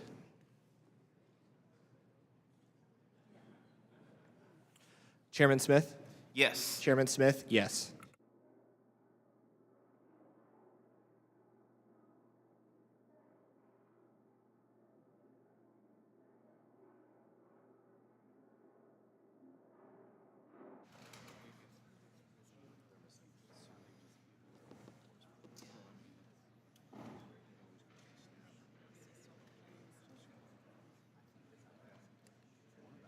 The clerk will report the vote. The yeses are 26. The noes are 16. There being 26 yeses and 16 noes, the motion is agreed to and H.J.Res 25 is ordered favorably reported to the House.